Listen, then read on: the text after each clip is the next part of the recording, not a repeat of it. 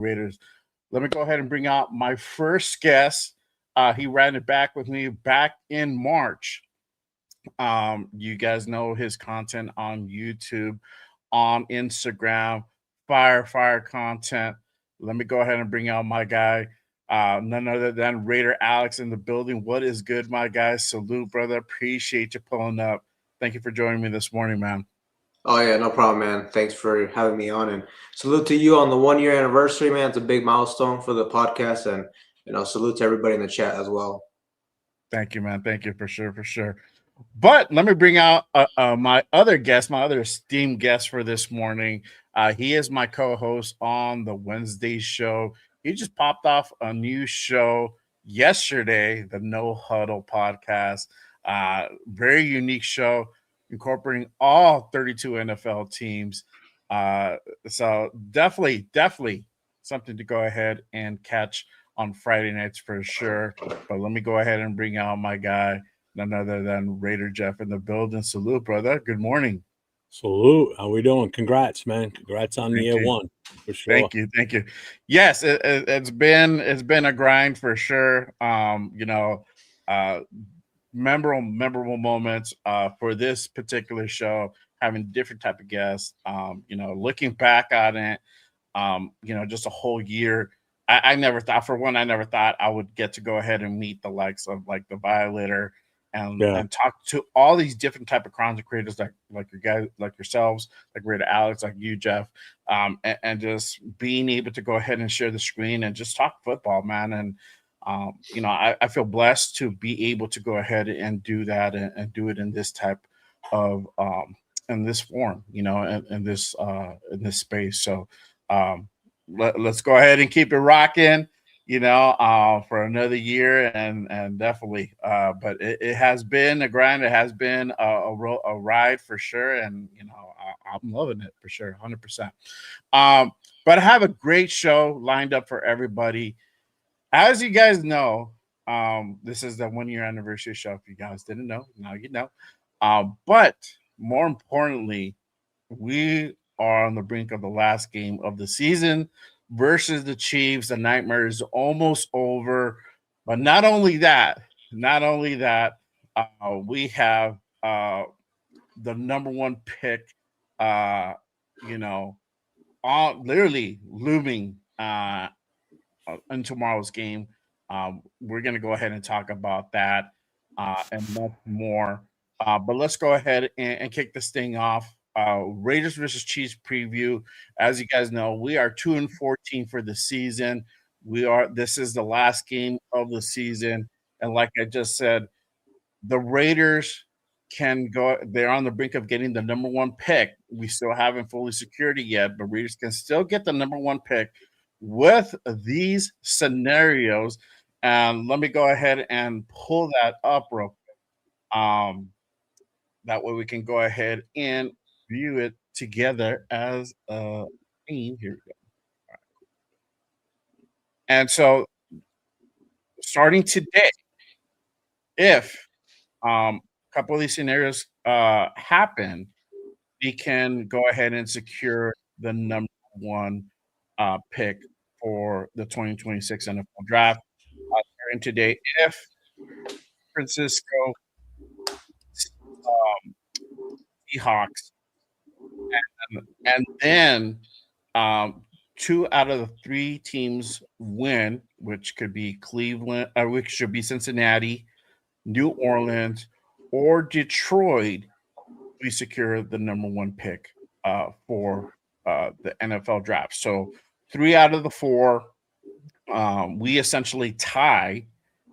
Even if we win tomorrow, we win the tiebreaker. So I think starting today, everybody's thinking, I probably hate to say it, we're probably going to be rooting for the Niners to go ahead and win. Cincy versus the Browns, I feel pretty confident in that one. New Orleans and Atlanta, that's a little bit up in the air. And Detroit versus Chicago, that's a little bit up in the air for me too. But, obviously, Raiders lose tomorrow, they didn't automatically lock in the number one pick. if the Giants win tomorrow, we lock up the number 1 pick. But what are you guys' thoughts with the whole scenario tomorrow? There's a lot of things that are also kind of swirling around it. There's no Geno Smith tomorrow. We're going to go ahead and have both AOC and Kenny Pickett to play tomorrow, and they're going to be splitting duties. So some people are afraid that AOC might come out guns blazes and might fuck around and win this game tomorrow for us. But what are you guys' thoughts on the whole, draft picks scenario and everything going on? I'll start with you, Alex. Yeah, I mean, I think it's a pretty good chance we're going to get the number 1 pick. I mean, obviously, like going into this game, typically we would look at this matchup like an easy loss going against Kansas City, but obviously they're also in like Cancun mode as well. Just kind of what I've seen from the Raiders, though. I mean, they're just a bad football team all the way around. Like just top to bottom, I still think the Chiefs have a better roster than us, and I feel like this team, it kind of looks to they're probably like checked out as well. I think there's a really good shot we're going to get the number 1 overall pick, but it is kind of nice to know that, like, if they do mess around and win, I mean, those scenarios you listed, honestly, we've seen crazier things happen. I mean, like, I definitely could see the Niners beating Seattle. I think the Niners are a better team. Cincinnati, to me, a much more talented team than the Cleveland Browns. New Orleans, too. I mean, that one, like you said, is probably a little bit more of a even matchup, but I feel like the Saints – at this point, they maybe have their franchise quarterback in Tyler Shough, so he's kind of like fighting for his job. So I wouldn't be shocked if they go out there and try to end the season, on a good note going into the off season. The last one, I don't know. I do think Chicago's going to win that one, but at this point, Detroit, they're just trying to like maybe spoil. They're maybe just trying to get Chicago to. They're trying to fight for like the playoff standings. They might be able to knock them down a seed or two. And that might be the difference, and then having to go on the road in the playoffs. So we'll just have to see, man. But at the end of the day, I think the Raiders are going to have that number 1 pick. Yeah. What about you, Jeff? What are your thoughts on the draft scenarios to lock up the number 1 and tomorrow's game? I always hate putting the faith in another team to set our destiny, basically. But this is almost like a role reversal type thing, because we want that number 1 pick. So in order for it to happen, we have to count on us to lose. And I hate having to say that. I don't want to say that. I want to see us win a game. So in all honesty, I'm hoping that everything comes true, that the Giants win, these other teams that we need to win, and then we can go out there and beat the living shit out of the Chiefs and get the win. That's what I'm kind of hoping for tomorrow goes down. And plus, obviously, tonight with San Fran playing tonight, that's what I want to see. I mean, who doesn't want to end with a win? But if it comes down to one of those other options don't work out, and then we just have to hope that, Aiden O'Connell doesn't, like you just say, or Pickett have just like the game of their life, and next thing you know, we win by like 20-something points. It's like, what the hell? Yeah. I just don't like having to put the faith of something else in another team's hands.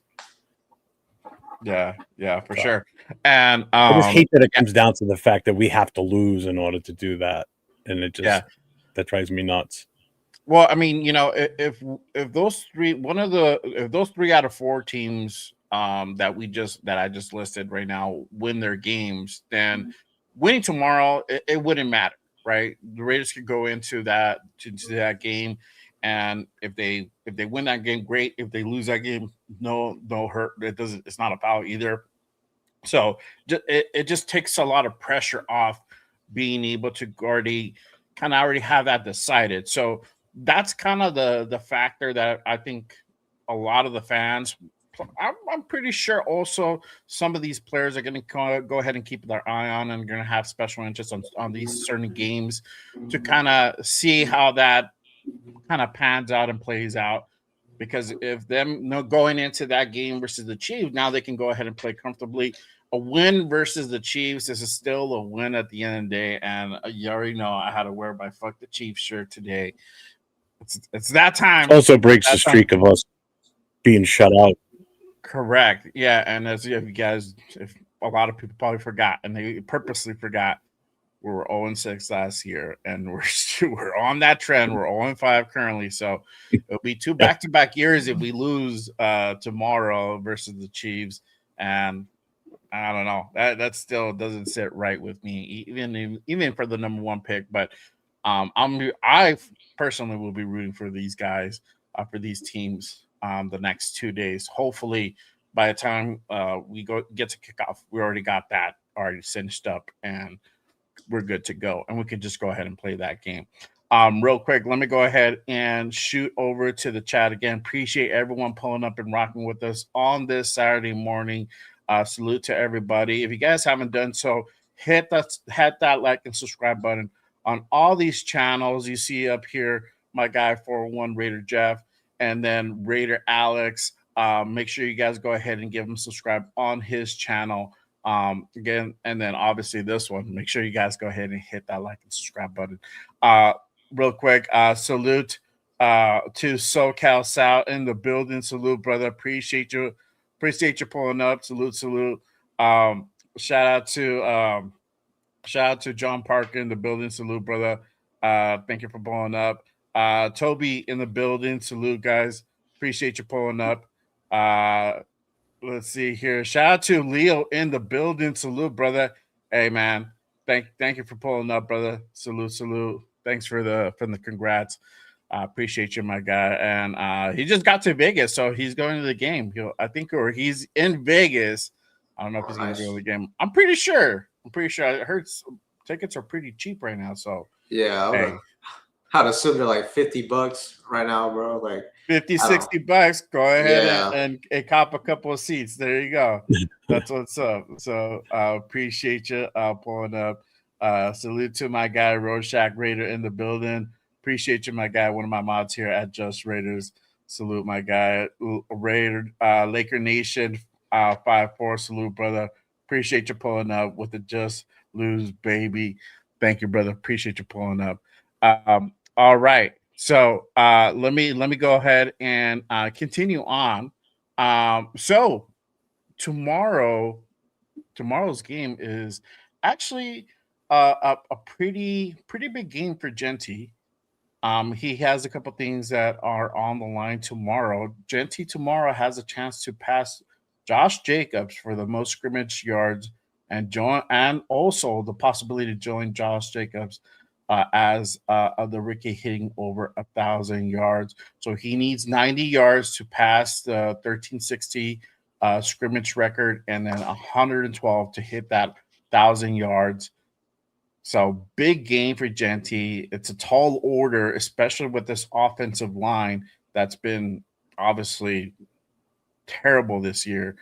What do you guys thought? Do you think Genty is able to go ahead and reach these milestones tomorrow? I think probably the 90 the scrimmage yards probably be a little bit more easier. The 1,000 yards might be a little bit more difficult, but the way that we've been kind of playing, and he's been averaging maybe 60, 70 yards tops. It is a tall order. What are you guys' thoughts for Genty on reaching those milestones tomorrow? I'll start with you, Jeff. Did the offensive line change from last week, or is it the same? Yes. So no, I don't think he's got a shot. I'm sorry. So I'd love to see him do it, but unless the offensive line got way better in the last week, I don't see it happening. Well, it didn't get better, but there is a personnel change. I'm gonna go ahead and pull it up, and let me go ahead and pull up the injury report real quick. Dylan Parham is actually listed as out for tomorrow's game, so he will not be participating in tomorrow's game. I don't know exactly what the actual lineup is going to be, but with no Dylan Parham, that changes things a little bit. So, are we going to see potentially maybe DJ Glaze move to guard? Don't know. Same thing. Are we going to see more of Charles Grant? Is he going to get more reps this time? So all that it's going to play a factor. I don't think it's going to be the same. I think what lineup. you're gonna probably see is because you saw a lot of it last week. Mafi was in there playing a lot. Mhm. I wouldn't be surprised if you see more of him out there tomorrow. Yeah, that But that with might that that's being said, probably I still don't think Genty hits that. I want him to, but I just don't see it happening. mhm. I just that's a tall order. That is a tall order. What about you, Alex? What are your thoughts on Genty being able to go ahead and hit those records tomorrow? So he needs 112 rushing yards to get to that mark. Yeah, Yeah, so he needs Yeah. 112 to get 1,000, and then 90 just to go ahead and break but the they are. scrimmage one. Yeah. I think the scrimmage one he should be able to do that. Like, I think he at least get like 50 to 60 rushing yards, probably, like 40 or so receiving yards. I think he'd definitely hit that one. Kind of like you said, though, the rushing one, it's going to be tough this all season long. We just haven't been able to run the football. Especially like last week. I think the Giants were like one of the worst defenses against the run, and we couldn't like run anything on them. Yeah. So yeah, I don't think there's a good chance he's going to hit that. Mhm, mhm. Yeah, I think 112 yards is a tough ask. 112 is tough. He's had breakout games, but I think with this defense, it is a big task. And then that's why I go into this game, knowing that I don't think we're going to go ahead and pull off a dub that what more people were kind of scared with the AOC thing, even though the whole AOC is Andy Reid's kryptonite, but with the defense. Literally 2 months ago or 3 months ago almost, we got literally slapped 31-0 by this Chiefs team, and people tend to forget a lot of that was also the defense. The defense literally held us at 0. That's a hard thing to do. Yeah. So I think with and looking at that injury report, even though they have a lot of injuries, I still think that their defense is still good enough to go ahead and keep us at bay and prevent us from actually pulling out a win. So, yeah, it is a tough order, but hopefully, Genty at least can get one of those records tomorrow. If he's able to hit that 90, I think he can go ahead and he can go ahead and walk away with his head up high for sure. I Real- agree with Alex and yourself on. I could see him doing the combined, hitting that 90, but I think getting 50 to 60 yards rushing is definitely feasible. Anything beyond that, that's tough. Yeah. But it also that is depends tough. on how many times he gets to even touch the ball. How fast Exactly. do we abandon the run like we usually do this season? Yeah. Right. Then Exactly. also too, it's not like an incentive based thing, right? It's not like he gets like a bonus No. hitting this or anything. Yeah. No, So I'm somebody not looked sure. that up the other night on one of our shows, and they said that there's no It's incentive not on there. bonus for him. Okay. So No. it's just accolade. It's just an accolade that he would have. Yep. Okay. Gotcha. Cool. Yeah. So It's a personal mental milestone is what it comes down to. Just Mhm. again, 1,000-yard rushes aren't what they used to be. yeah, we got 17 game season now, so it's Yeah. Yeah. And it sucks, with the whole Genty bus type conversations that happen throughout the season. And, I don't think you put it solely all on him. You could only do so much the way that this offensive line really played. At times, it looked like a JV squad at times. Teams would constantly do whatever they wanted. They would just, we would have 2 or 3 guys just literally creaming Geno Smith at will at times. It really looked like that. So, it, the record is out. I mean, the stat is out there that he's already starting negative contact like 2 or 3 yards back. And that's just how bad this offensive line played. So, if you had him, you have to go ahead and have 2 or 3 guys miss just to go ahead and get back to the line of scrimmage and then start producing positive yardage. That's a tall order, and it also based on the type of scheme that we're running. We ran a lot out of shotgun, and that was also not in his favor as well. Really quick shout out to my guy AR with the $5 super. Jeff, Alex, Jay, salute gang. Any of you guys going to Vegas? I'm not going to Vegas. I'm gonna be watching the game at home tomorrow. Jeff's out in New England, so unless you're gonna go Yeah, ahead and ain't get on that happening. Learjet, bro. No. No. The Taking that purchase red eye hasn't the tonight. purchase for the new jet hasn't gone through yet, so no. Okay, There we go. it's still I'll be pending. with my chapter tomorrow watching the game at Buffalo Wild Wings up in Mass. So Yeah. No, unfortunately, I didn't have that game plan. I would have to I would have to most likely drive to Vegas, but yeah, I didn't really have that lined up per se. So I'll be at home watching the game. We'll do the post game tomorrow for sure. But uh, going into tomorrow's game, another question kind of also looms out in the horizon. Will all the rookies finally get all the reps and will all the rookies finally get some burn tomorrow? And we're talking about Jack Bash. Jack Bash was dealing with an injury last week, and it looks like based off that injury report that I pulled up earlier, he's going to be active for tomorrow's game. Dante Thornton, Caleb Rogers, Charles Grant, JJ Pegues, Tonka Hemingway, and then Darian Porter. Are we going to go? And then obviously Genty. And then are we finally going to go ahead and get to see all those guys? And what type of impact are they going to go ahead and really have on tomorrow's game? My thoughts basically, they should all play at this point. Nobody should really be riding the bench anymore. I think we're being the last game of the season, playing the Chiefs. This is the time. This is the very last game. You can go ahead and do some real evaluation and see what you potentially have on the draft picks that we just went ahead and drafted this past draft, right? Who we're going to keep, who we're going to go ahead and part ways with, or who still is worth keeping to develop. All those questions are super important. My thing was this: a lot of Raider Nation was literally chanting to go ahead and have Charles Grant come in and start getting reps probably the last 3 or 4 weeks, right?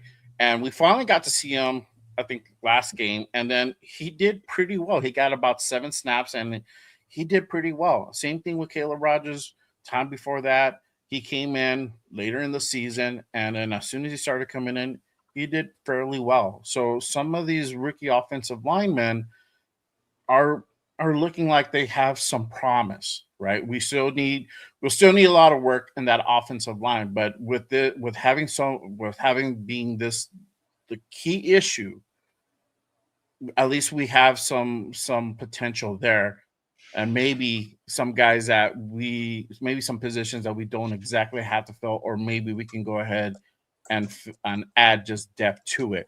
What are you guys' thoughts on having the rookies play on these two offensive linemen that had minimal reps so far, but shown some potential? I'll start with you, Alex. What are your thoughts with the whole rookies playing tomorrow? Yeah, I mean, like you said, I mean, yeah, I definitely think they should. I think they will. I was watching the Pete Carroll presser. I think it was yesterday. I only watched it for a little bit, but I thought I heard him say that they're going to try to get as many players out there as possible. I think they'll definitely get reps, but I would love to see them actually start a full game, especially Charles Grant. Like, what's the point of having Stone Forsythe out there last game of the regular season? He's a veteran at this point. There's probably a good chance he's not even going to be on the roster next year, if Pete Carroll's gone. So you might as well just start Charles Grant for the whole game. He might struggle, and if he does, it's not a big deal. At the bare minimum, you just want to give him like a full game to get the reps. And, after that, he can maybe kind of build off of that into the offseason. Maybe if he has a good game, it gives him a little bit of confidence going into 2026. Or, like I said, if he struggles, at least now he can see on tape, things he needs to improve on, things like of that nature. Jeff, what are your thoughts? I know you're a big proponent of the offensive line, and we've done shows together where you and I have been vocal about really putting an offensive line together this off season. So what does tomorrow indicate if you have, these rookies come out and play, especially Caleb Rogers, Charles Grant? What does that mean? How important is it for them to go ahead and play? It's real important. And like Alex said, Pete did mention this week that everybody's going to play. So he's going with the old Pee Wee football thing where every kid gets to play this season. So finally, everybody's going to get to play. Because look, let's be honest, the chances of Pete being here next year are slim to none, I'm sure. So let's let the rest of the organization, meaning the scouts and the GM and the potential who's going to come in as a head coach, see some of these guys on tape in the middle of an actual NFL style game. See what they can do against the ones versus the the opposing team. Let's get something down on film that shows their tendencies or the inadequacies, so the new regime can make a decision on what they want to do with this roster. And I agree, Forsythe should be gone. There's no reason why he would have to stick around. I mean, we're looking at a potential whole new different offensive line next year. And if Right. it starts with the two rookies that we just drafted this year being the ones that really need to be evaluated, then they both need to start the entire game. No questions asked. Just get them out there. Same thing with Betch and Thornton and Porter. We already know what we got with Genty. There's really no. If they want to sit Genty to save him, protect him from being injured, I'm fine with that too. But Mm. on that offensive line, especially, man, we got to see what we got with these two kids. I'm sorry. Grant needs to play the entire game. There's none of this rotating him in and out bullshit. Get his ass out there. Let him play the whole goddamn game. Yeah, So I I'm all agree. for it. All for it. Yeah, I It's agree. I agree. evaluation time. It's evaluation time, and if we're able, if Charles Grant continues to look, the way he looked the other day, uh, on a full game basis or even half the game, that goes to show like, hey, this guy that pick might work out, might pan Mhm. out. He might just need more development. Obviously, coaching is huge, and we don't have, and obviously, in my opinion, we don't have the proper coach to be developing some of these guys. And it He already goes to said he doesn't develop players. Remember that. yeah. He's Well, here to win. I'm talking about the son. I'm talking about the son. The son, Oh yeah, obviously is not you gotta is go, not bro. the ideal coach. Gotta go. So, and you can He's even so go ahead and bad. point to the regression So of bad. DJ Glaze. Like, would DJ Glaze have regressed so much if he had a better coach? I don't think so. I don't think Mm-mm. he would regress so much, It does happen, but if you have proper coaching, some of these things you can go ahead and correct throughout the season, and you can see, a second better half of the season. But it's just DJ Glaze has been getting constantly cooked on that right tackle position. So, yeah, I would like to see what we have in these guys, and that way we can kind of, have a better assessment on the positions that we really need to fill for this draft.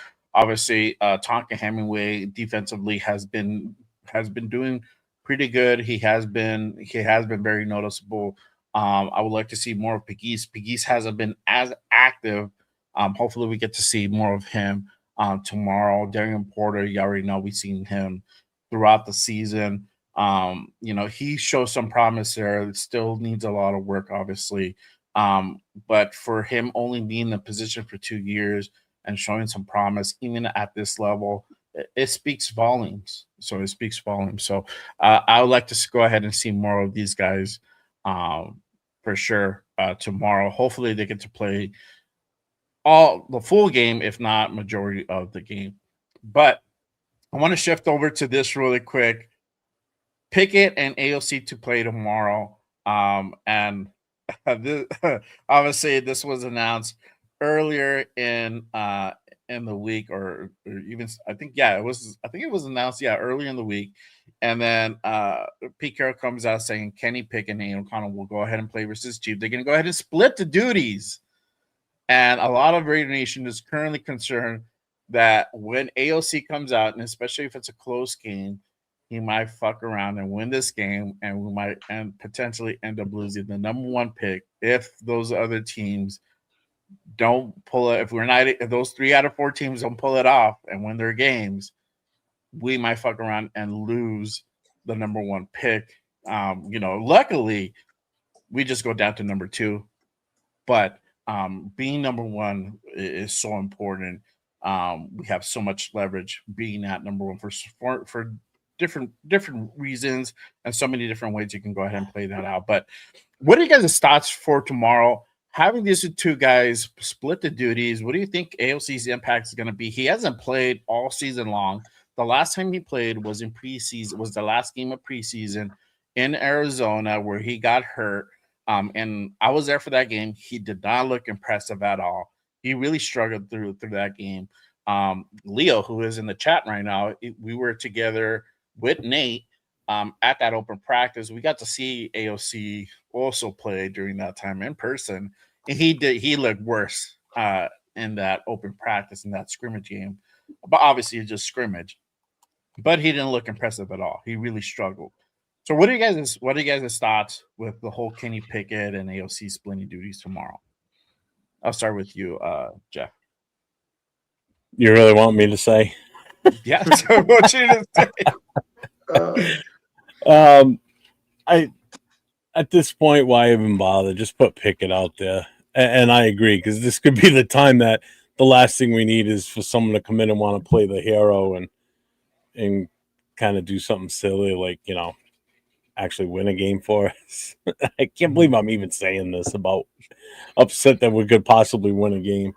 I don't know, man. I don't think the whole flip-flopping quarterbacks. I mean, unfortunately, the best option would have been if they would have taken Cam Miller off the practice squad and let him and Pickett go out there. We already know what we got with AOC. He's the backup. Yes. Plain and simply. He's not going to be the starter for us going forward. I've come to grips with that. I've always been a supporter of AOC 12 since he's been here. But no, Leo, he doesn't get carried out on the That's a good question, bro. I saw him put that up earlier too. I would have rather seen Pickett and Miller out there. Let's see what we got in Pickett. Let him play a whole half. Let Cam Miller play a whole half, and go from there. I don't agree with the whole swapping the quarterbacks in and out, and you get this series, I'll get the next one type of thing.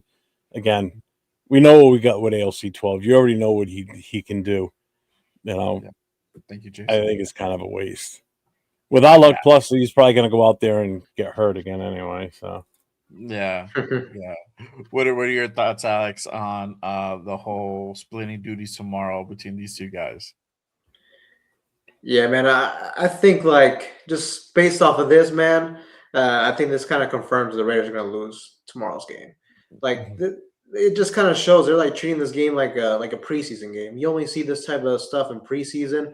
So yeah, I definitely think they're going to have as many young players play as possible, and they're going to split snaps between quarterbacks. A little bit ridiculous to me, in my opinion, kind of like you said, especially with Aiden O'Connell, you haven't played him all season long, and now you're going to play him when the season's essentially over. I mean, why not just play Kenny Pickett or, like you mentioned, Cam Miller? At least that would have been a little bit interesting, man. At least we don't really know what we have in him. I mean, he probably would have struggled, and that would have kind of worked out to what we're trying to do, try to secure that number one pick. But yeah, man, also too, you look at the offensive line, Geno Smith was getting his ass beat last week. What's Aiden O'Connell gonna do with that type of pressure? It's gonna be rough out there. Yeah. Well, I mean, the other thing is, why didn't we take him off the practice squad as soon as Geno went on IR? We should have made the move then. Yeah, I don't know what they waited for. Mm-hmm. It might have been too late. He might have been going through. I think the waiver. I think they still have to go through waivers.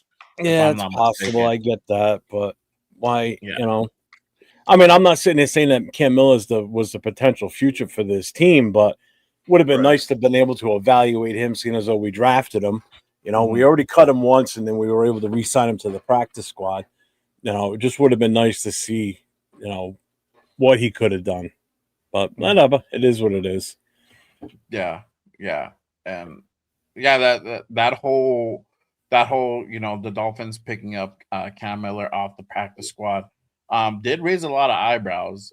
Even though it being the last game of the season for them, I don't know if I think their plan is just to kind of have that backup because nobody. I mean, if people don't know, anybody that you pull from the practice squad, you have to automatically sign them to the active 53-man roster.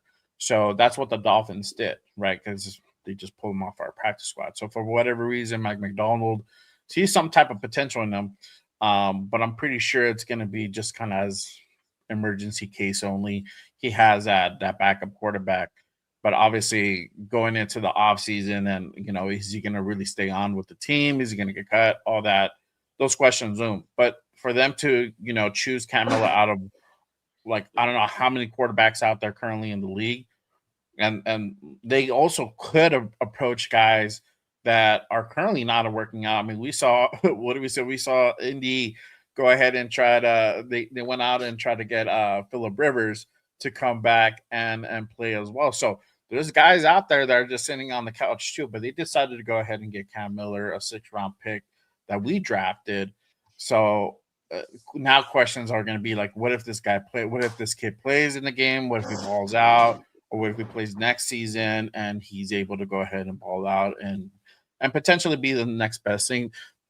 Would it happen? Probably not, because he is a 6th-round pick. We did get to see some glimpses of him. He shows little flashes, but obviously he's still a rookie. He needs way more work. But you still have now that question kind of floating out there, like what what could Cam Miller have become if we would have kept him, if we would have put him onto our active roster, right? So yeah, we'll see what happens with that. Just want to hit on the Rivers thing, the Phillip Rivers thing. I mean, that was a calculated move on the Colts part. They purposely targeted him for a reason. And it's not because he was the only one that was really out there. He was familiar with that offensive system, and they were in a desperation. We need to win now.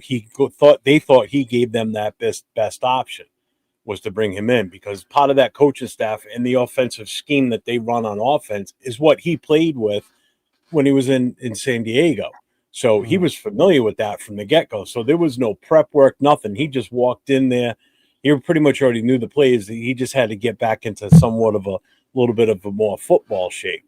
I mean, I commend him. 44 years old. He's a grandfather, just became a grandfather, and he's out there starting NFL games. It's like, all right, that's pretty cool. I mean, I'll give him credit. It's the only time I didn't dislike Phillip Rivers is the fact that he was with the Colts, because his entire career with the Chargers, I hated every second of it. So. Yeah, so I still don't like Phillip Rivers. But that was a smart move on their part. I mean, in all honesty, they were falling hard, man. At one point, think about it, they were the number 1 seed, and they're out of the playoffs now. Yeah, for sure. Yeah. Whatever happened to Anthony Richardson with the Colts? Is he injured? Is that why? Because he's injured again. He's injured. Yeah. Bro, how's he didn't even play all season, bro. How the hell is he already injured? I have no idea, but they lucked out with Danny Dimes just kind of working out in Indy, that situation, and up until the point that he got hurt. Once he got hurt, obviously their whole fucking season just went to the toilet, and then that's where you saw Phillip Rivers come in. But either way, Phillip Rivers, I don't know how much he was working out, but obviously there's regular, like, hey, I'm gonna go ahead and work out, go to the gym and stay active, to like, hey, I'm getting ready for football season type of conditioning. So you're still pulling this guy off of the couch. How much reps is he getting in? So all those questions for him, like, just to go ahead and come into that scenario, does it is you gotta give him his flowers on that one. It is pretty cool, but still they could have went a different direction. Yeah, this could have went a different direction. Shout out to my guy G Fam with the $50 slap your mama super. Big congrats on your 1-year anniversary of putting that handsome mug on YouTube for the world to enjoy. Your Raider wisdom. One love, Raiders. Appreciate you, my guy. Salute to you, brother. One of my mods and members here at Just Raiders. Appreciate you. I don't think I'm handsome, bro, but this ugly mug, for whatever reason, keeps appealing to people. So I appreciate that. Thank you, brother. Salute to you, man. But let me ask you guys with the whole AOC thing. I mean, do you really think this kid could come in and pull off a win tomorrow? Leo said, is he going to be carried out with the stretcher? And it's surprising that some of the fan base is actually potentially scared of him fucking around and actually winning us the game. I don't think he has a shot. I think he's going to be so rusty. He's and the way that this offensive line has been operating, we're probably going to see 4+ sacks just when he comes in alone. I really do see that, and I'm not trying to be funny. I think that's going to happen no matter who's back there, quarterback. No, Not but I think necessarily him. with just him, I think with just him alone, he's gonna get sacked about at least 4 times. It just the mobility is always been his detriment. He's not a mobile quarterback. He's worked on his footwork throughout the past seasons, but it's still a big Achilles heel for him. That mobility. He's not that type of guy. He's a pocket passer, just plain and simple. That's just who he is. So with this offensive line and the way that they're able to go ahead and hold the pocket, it's just not going to be a pretty thing. I don't think he's not going to have a lot of time, and just getting the whole timing thing, even if he's getting reps throughout the week, I don't think he's going to have much success. How do you guys feel? You guys shaking your heads? Hell no, bro. He's not gonna do it, bro. Especially since like you even gotta look back to like the game when he beat Kansas City. Like, let's be honest, we won that game because of the defense. We didn't win because I think he had like 70 yards passing. And then the game last year in the Black Friday game where he played a really good game, but we had healthy options. Brock Bowers had a big game. Jacoby Myers was still here. Even a guy like Sincere McCormick, he was having a nice little run with us in the running game. So, now he doesn't have any of that. Like, this roster is depleted. Sure, Kansas City is also like a team that have nothing to play for. They probably don't care about winning either. But like I said, we're just so depleted, and it's going to be – I don't really see any quarterback in the league being able to propel this team to victory. Right. Yeah. Jeff, what are your thoughts? I think the only reason people are real nervous about him playing is the fact that, he's – like Leo said earlier, he's like Andy Reid's kryptonite. But I think that is just pure luck that those games went the way they did. I agree. It's not like he was out there doing his best Joe Montana or Brett Favre or Steve Young impersonation. It just got lucky. And, the defense did have a lot to do with that too. But, Rebel's a huge AOC guy. You guys gave me shit about being an AOC guy. Rebel's got me beat by 1,000. We're going to get our fun AOC. That is one thing I do know. That is true. He does have a quicker release. So he might not be staring down. He definitely won't be. He doesn't stare receivers down like Gino did. No. Gino is horrible at that. And for his own sake, I hope that does come to fruition, because if not, he's gonna get lit up like a Christmas tree. It's just that's just how it's gonna go, So if he doesn't have a quick release, forget it. He's gonna get cooked. Yeah. That's just plain and simple for sure. But our AOC advocate is in the building. Appreciate you, Rebel. Thanks for pulling up, my guy. But I want to go ahead and address the rumors that has been swirling this past week, and kind of it's been put out there by the media and other sources as well.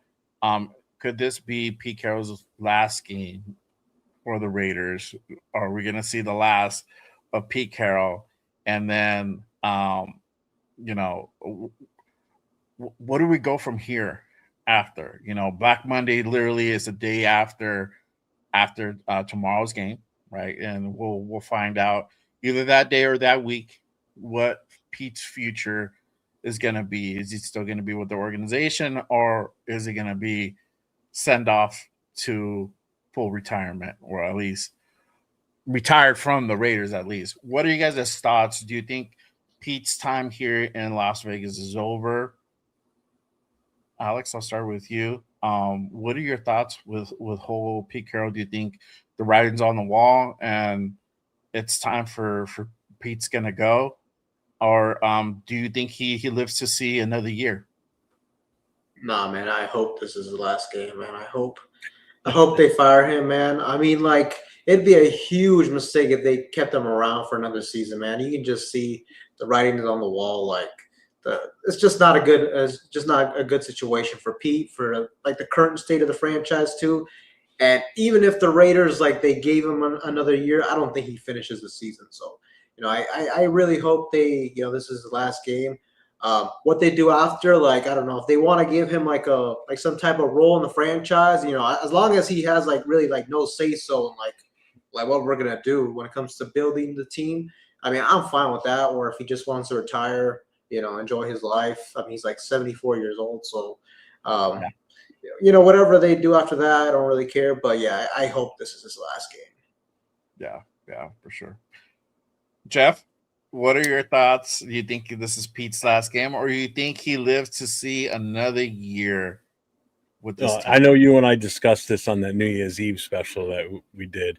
Um, I want him to be treated just like Jared Mayo was last season, where Jared Mayo was still Yeah. walking out of the stadium and the fans in New England was still in the parking lot after the game, and he went walking by with his box out to his car to go home. That's what I'm hoping. I'm hoping as soon as the game's over, they're like, "All right, Pete, you're gone." And security escorts him to his office. He cleans out his office, and while everybody's in J lot and having a good time celebrating, whatever, he comes walking out with his box of stuff from his office, and he goes on his merry way. Um, Yeah, I don't want it dragged out. Like, I don't want to be waiting a week before they finally decide. Like, all right, hey, let's. I mean, there's rumors that they've already got supposedly a virtual interview set up with Kubiak this coming week. So if that's the case and that is legit, then the writing's on the wall that Pete's going on after Sunday. And if that is the case, don't wait till Monday. Don't wait till Tuesday. Just get it over with on Sunday as soon as the game's over, and let's move on. yeah. And by him With being Jared gone, Mayo. I want everybody gone from the coaching staff. I don't want anybody to survive. I want it Yeah, completely wiped out. I want no remnants of any past regimes. And yeah, Patrick Graham, I'm looking at you. That means you too. I want them all gone. I want a new coach to come in here and set the foundation with the way he wants to run things and with his full staff. So yes, I think Pete's gone after this week. And if he's not, yeah, fuck, we're screwed. yeah, yeah. We Uh, really are. and this came out the other day as well. Shout out to Raiders Resistance. If you don't follow Raiders Resistance, make sure you guys go ahead and give my guy a follow on Instagram and also X for everybody watching on X. Salute to you guys. Good morning. This came out from Jeremy Fowler. Raiders have done some preliminary research for their next head coach. So, according to Jeremy Fowler, the Raiders have already have conducted some preliminary research into a potential head coach lineup for interviews for interview candidates, starting within the next couple of weeks. Because literally, season is over on Sunday for us, and then the off season begins officially Monday. After that, we can go ahead and start interviewing candidates if we actually move on from Pete Carroll. Right? We've done that. This is again another year of us potentially going through a whole assortment of head coach candidates and interviews. So we're back to kind of square one in a sense. So I think the writing is kind of on the wall. A lot of this stuff has been popping up now. Obviously we don't know the source of this came from, where Jeremy Fowler got his source, but I mean, if it's putting out there, there may be some slight credibility to this story. Um, if that's true, then we will see Pete Carroll coach his final game tomorrow. And I think at this point, Raider Nation is ready to go ahead and move on from Pete Carroll. A lot of the consensus really seems on that. I haven't really seen anything out there, especially online or on any of the shows that I've done or I've done with Jeff, or Jeff shows, that people want Pete Carroll for another year. And we're going to go ahead into the head coaches kind of, but I wanted to go ahead and kind of put out there. Also, Pete has also kind of indicated as well that he's not quite confident whether he's going to be around next year or not. So you also have that factor as well. So we might see Pete Carroll coach his last game with the Silver and Black tomorrow. But just like Jeff said, PG, does he go? There's also been reports out there that he's also going to be coaching his last game with the Silver and Black. He might move on. He was on a 1-year contract with us. That contract expires after Sunday, barring we don't make it to the playoffs, which we definitely will not. So it will be PG's last official game contractually. Now, does he stay or does he go? That is a question. I think this is the last time we see Patrick Graham with the Raiders. He's been here through now the third regime for him because he came in originally with four. Is it 4 or 3? He's been here for this is his 4th year with us. He's been through. Think about it. Is it the third regime because McDaniels, right? All right, yeah. Technically, McDaniels, AP, and now Carroll. Yeah, you're right. So it is 3. Yeah, okay. Yeah, so 3 regimes. It might be 4 years, but it's 3 regimes. 3's enough. See you later. Yeah. Bye-bye. So originally comes in with McDaniels on that regime that he was brought in by him, and then he stayed during that very short tenure, and now with Pete Carroll, we might see the last of Patrick Graham. We know that his aspirations is to go ahead and eventually find a head coaching gig, but we don't truly know. But I think the decision will really be made if Pete Carroll stays or goes. I don't know. What are you guys' thoughts on Patrick Graham being part of this organization for another year? I'll start with you, Alex. Yeah, man, I think it's the perfect time to move on from him. I mean, honestly, I was okay with us moving on from him a year ago. I honestly thought that's what they're going to do. And it honestly seems like that's what they wanted to do. It actually, there's actually a report that came out like maybe a month ago or 2 months ago. I don't remember. But Robert Saleh was their guy. Like they wanted to sign him as a defensive coordinator. And the plan was after year 2 or year 3, after Pete Carroll, was going to, basically, they're going to have Robert Saleh be the head coach. Right. That was obviously their top target. And I think once they saw like they couldn't get him or like any other defensive coordinator that they wanted, I think Pete Carroll just settled with Patrick Graham. And, we're in the situation now where, it makes all the sense of the world to just, move on from him, just get a whole new coaching staff, start fresh. I mean, Patrick Graham, I think he's a solid defensive coordinator. He wasn't great, wasn't terrible with us either. But like I said, I think it's just like the perfect time to just move on, start fresh. Mm-hmm. What about you, Jeff? What are your thoughts with Patrick? Does he stay? Does he go? I was fine with him going last year, just like Alex. I looked at it this way. I don't know why they kept him in the first place. I'm surprised Pete Carroll didn't bring someone else in, that he'd be more familiar with. But yeah, it's time to move on, man. I'm sorry. Nobody gets a free pass anymore in this organization. If you're here with this current regime and that coach is gone, then you're going too. Plain and simple. I mean, how many more chances are we going to give him to stick around with another coaching staff? Nope, I'm good. See ya. Yeah. Adios. Yeah. For sure. I think so too. I think it. Go ahead. And it's sad though because I liked Philbin when he took over the offensive line last year. If I had to stick with just one, if they said you can keep one coach, who would it be? It probably would be him, as long as we can get him somewhat in control of the offensive line. Because you saw how much the offensive line changed last year when he took it over versus what it was like earlier in the season. And then how bad it regressed this year when we put Pete Carroll's kid in charge of it. And it's just been a good goddamn shit show from day one. So, yeah. Other than that, I don't want anybody left. Everybody's gone. Yeah.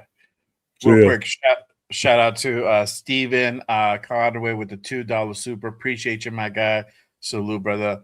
I think if Pete departs, you got to gut this thing completely. You got to literally burn this thing down to the foundation. That means everybody would have to go. That includes guys like Robbie Leonard, guys that show potential promise on moving up to the next level and having some real talent. The tight ends coach, I forgot his name. That was another guy that I had also that's been talked about of eventually moving up the ranks as well. So I guess you would have to do that, and let whoever's going to be the next head coach build their staff the way they want it and have no interference from this front office. Yeah. It's so important. That's what a lot of these competitive teams and successful teams do. The coaching staff really are the ones doing the hiring. Once they get put on as a head coach, they're the ones really building their staff. They're the ones really finding guys that share the vision. And I keep saying this constantly, and I will say it until we start fucking winning again. The vision has to be aligned. You can tell this year the vision was not aligned. There was at some point Tick and Pete Carroll did not see eye to eye, right? No. And we could go back to free agency. It was a definite disconnect. Yeah, the draft was even more evident, and throughout that offseason last year, just the way that we went through free agency and not making moves that would help our team, and picking up a lot of guys that normally would not start around anywhere else around the league. It raised a lot of eyebrows, and we got a lot of Pete's guys. Guys that Pete was familiar with that not necessarily had or was not at the same level anymore, or maybe did not have the same amount of talent as other guys that were floating out there. Right. I mean, don't get me wrong. If the new head coach comes in and he respects a coach that was here in this past regime and he wants to bring him back, like say a Philbin or a Leonard, I wouldn't be totally opposed to that, but I want them gone initially. And if that coach has enough respect for them and thinks that they can do the job that this new head coach is looking for, I might be all right with that, but not like Patrick Graham. He's skated by enough. I'm done with him. Yeah. Done. For sure. So I hope, I wish all the best for Pete, and I hope that whatever way comes out that he's not here with the organization, I hope it doesn't give us a black eye. I don't think we come out of this situation unscathed. And the only way you do is if you come to a common agreement with him and you give him the chance to basically come to the podium and say, I'm retiring, so that we save face from not firing another head coach. He saves some dignity and doesn't come off as I just got fired, so there's that agreement to part ways between the two, but on a mutual respect. And again, just out of respect to him and what he's done in his past, granted, he didn't have a good year with us. Do it that way. I'm fine with that. If he comes out and they wink wink, he's retiring. Okay, all right. Well, we kind of know what you're doing, but all right, you save face, and we don't look like the jackasses that we just fired another goddamn head coach again. So that's how I think he should go out. Yeah, I agree. But it's got to be done on Sunday. Right. Yeah, I agree. I mean, I think that'd be like, at least from a PR standpoint, that will look better for the franchise and everything. If he retired, obviously we know if he did, he really got fired. But I wouldn't mind that either if that's what they went ahead and did. Yeah, for sure. But really quick, again, appreciate you guys pulling up and rocking with us on this Saturday morning. Again, if you guys haven't done so, make sure you guys hit the like and subscribe button on all the channels here. My guy 401 Raider Jeff over here to my left, and then Raider Alex to my right. Make sure you guys go ahead and hit that subscribe button on their channels for fire content. You just put out a great video the other day, sir. Alex, it was fire, brother. So make sure you guys go ahead and tap into their content for sure. I'm gonna go ahead and segue to my next segment here, and it's a little fun segment that I like to call "Hate It or Love It." and we're gonna go ahead and do hate it or love it on the head coaching candidate dating game edition. Let me go ahead. I can't air the music because I'm gonna get copyrighted, but I'm gonna do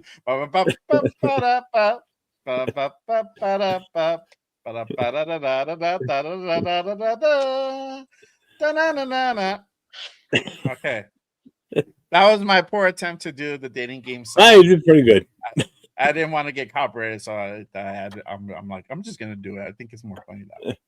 All right, so we're gonna go ahead and do a little game, and then obviously, everybody who's watching as well, please participate and let us know on the comments who would you guys like to go ahead and see as a potential next head coach of our Las Vegas Raiders. I'm putting up my guys up on the background right now. But let's go ahead and do this thing. I'll start off with this guy first. Joe Brady, current offensive coordinator of the Bills. Do you guys hate him or love him for a head coaching candidate? Jeff, I'll start with you. What are your thoughts? I like it, but not as much as some others. Mm-hmm. I can't say love because I'm not. So you hate it? I don't want to say hate it though.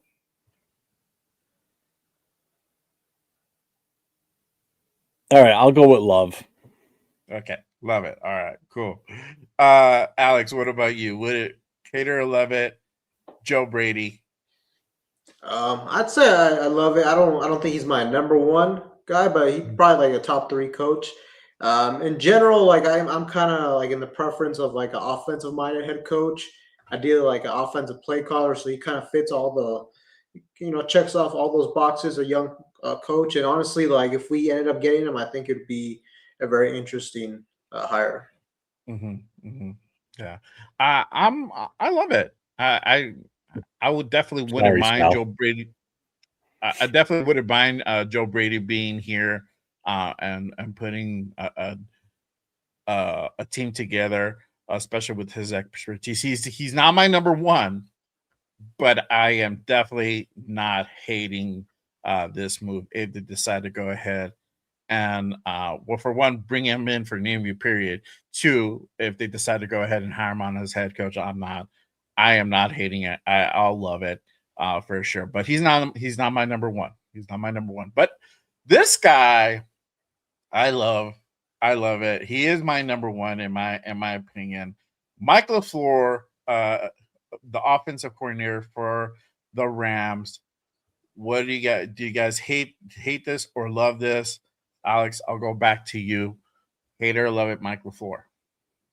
Another guy that I would definitely consider as well. He's not my number one choice, but he does come from that McVay tree and everything. So the only thing that kind of worries me is like, McVay's probably the guy that's calling the plays. So that's the only thing that worries me a little bit. But I definitely would be down for something like this as well. Mm-hmm, mm-hmm. What about you, Jeff? Still not my top choice either, but I gotta go with love it. Love it. Okay, cool. All right. Let me move on to this guy. Still sticking with the Rams. Chris Shula, hate it or love it. He's the defensive coordinator for the Rams. So defensive minded coach this time. Would you guys love this move or you guys hate this move? I'll go back with you, Jeff. Hate it. You hate it? Okay. Mm-hmm. Why would you hate this move? There's only one defensive-minded head coach that I would want, and it's not him. Okay. What about you, Alex? Hate it or love it? I wouldn't say I hate it, but I like I said, my preference is an offensive-minded coach.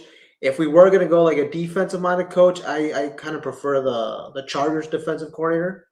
But I'll have to go hate it then. Okay. Hate it. All right, got it. Cool. And now I'm gonna go on. For me, I love it. Most of some of these guys, trust me, there's a couple of guys on here that I'm not high on, but with him he comes from the Shula family. Another McVay, he comes from the McVay tree. So it's for me, it's still a plus, it's still a win. Not my number one guy. I'm still I'd rather go offensive minded personally, but hey, if they decide to go with Chris Shula, I am not hating that move whatsoever. I'm gonna go into this guy, and he's starting to gain a lot of steam around the fan base and then also around the league. Clint Kubiak, the current offensive coordinator for the Seahawks, he's been around. He's done multiple stints previously before he was with the Saints. What do you guys think? Do you guys hate this? Would you guys hate this move? Would you guys love this move? Uh, Jeff, I'll go back to you. I Hate it love or it. love it? He's my number one. He's your number one. Yeah, Okay. he's the one that I've been kind of hoping if we're gonna get one, I'm hoping it's him. Uh-huh. Why do you hope that is him? Just his past history and what he's done with Seattle this year too. I mean, you bring in what's his face, um, Darnold. Donald, and look what he's able to do with him. Nobody was expecting that. And you still have people saying we should have got Donald. I'm sorry, but there ain't no quarterback, past, present, or future that could have done anything with this team. So if you honestly think that Donald would have come here with this roster or in our offensive line and done what he did in Seattle, you're freaking crazy. There's no way. So I attribute what Donald's done because of that guy right there and how that team is. Look, they're playing tonight for the potential to win their division, up their seed standing for the NFC. So I think what he's done is amazing compared to where they were last year. Hell yeah. That's the guy I want. That's my number one. There you go. What about you, Alex? Do you hate it? Love it? Clint Kubiak to the Raiders. Yeah. Yeah, I love it. I mean, I think for almost everybody's the top head coaching candidate of this whole cycle. So the only thing is, like, is he gonna choose us? I don't know about that. I honestly feel like maybe like he might prefer other destinations, like the New York Giants, for example. But yeah, I mean, if the Raiders somehow landed him, I would, I'd definitely be excited. Yeah, he's not quite like a Ben Johnson type of candidate that we saw last year, but he's a really solid candidate. Yeah. See, and that yeah. was fine. I didn't want Ben Johnson, to be honest with you. I Mhm. wasn't on board with him. Yeah.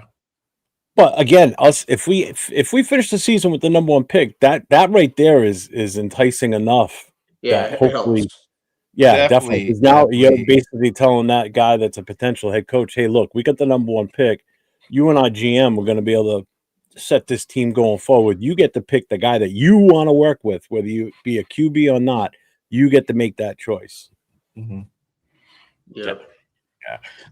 For me, I love it, and the reason why I say I love it. He's not my first choice, but he is accomplished. He's been around the league. He has turned around teams, and just like Jeff said, I mean, he's improved. Like the whole thing with Darnold.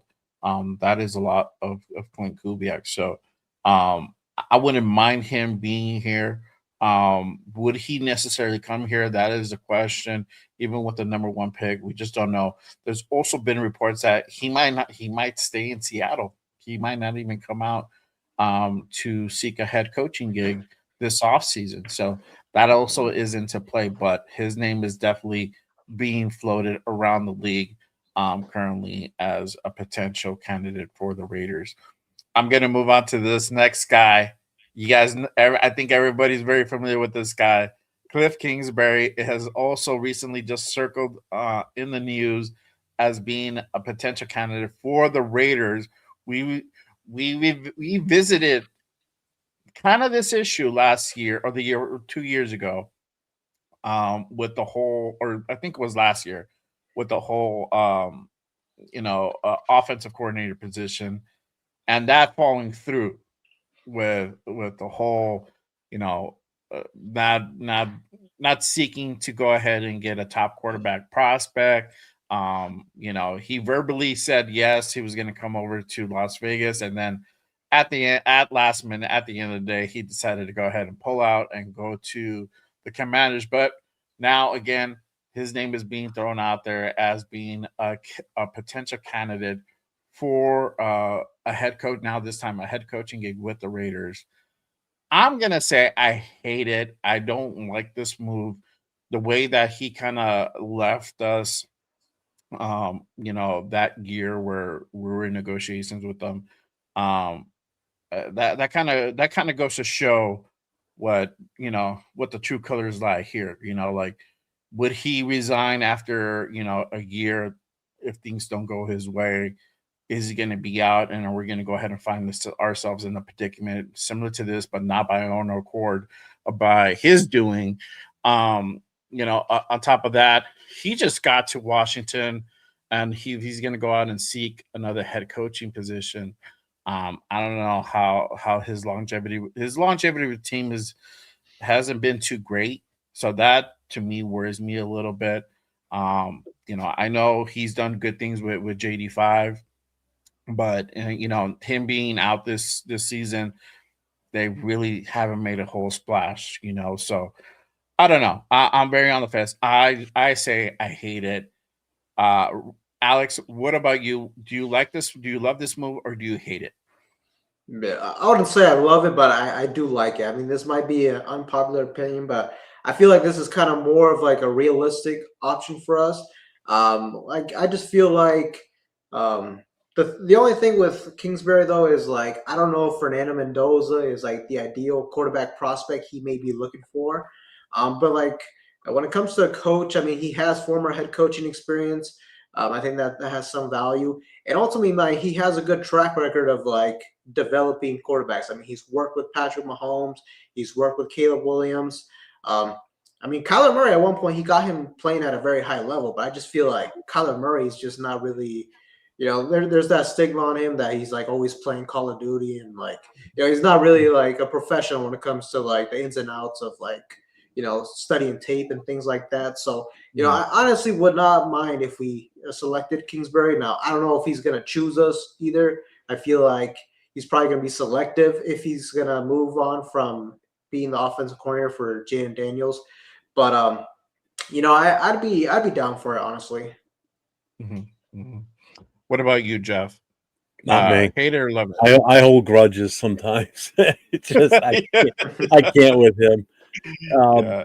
If we're still struggling to find a coach and he's still out there or still willing, he's like my last resort. Is how I look at it. That's my ultimate feeling on that.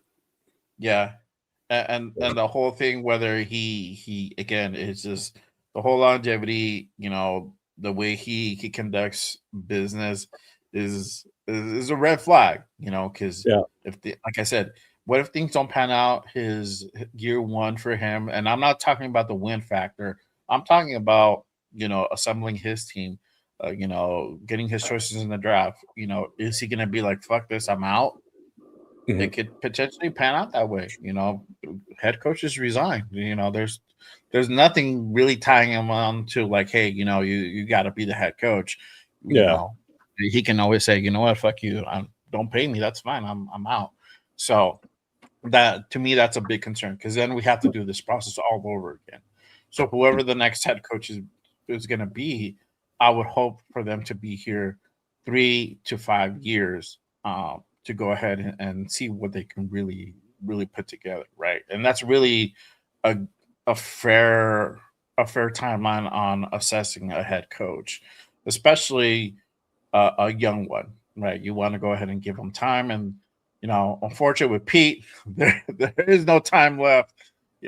He's on win now mode, and unfortunately, with this team and the way that the personnel that we have, the talent that we have, you need to build it.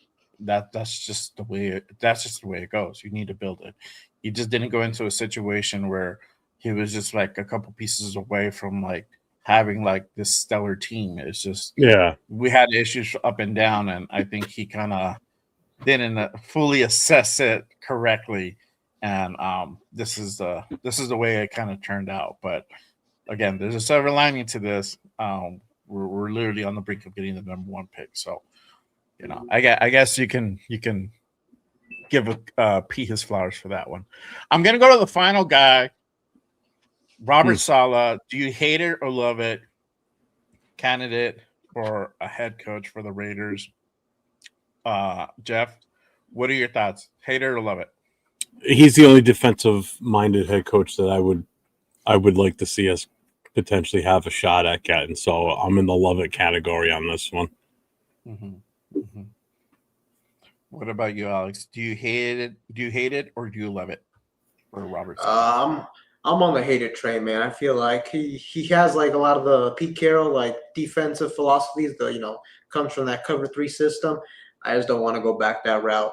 I feel like if the only guys I'm kind of looking at when it comes to defensive minded coaches, I like what the Chargers defense has been doing, the defensive coordinator there. Also, too, maybe I'd kick the tires on Brian Flores if he'd be like towards the end of my list when it comes to the options. But yeah, I don't love this move. Yeah. I'm going to go with hated as well. I'm not very keen on having Robert Saleh as our head coach.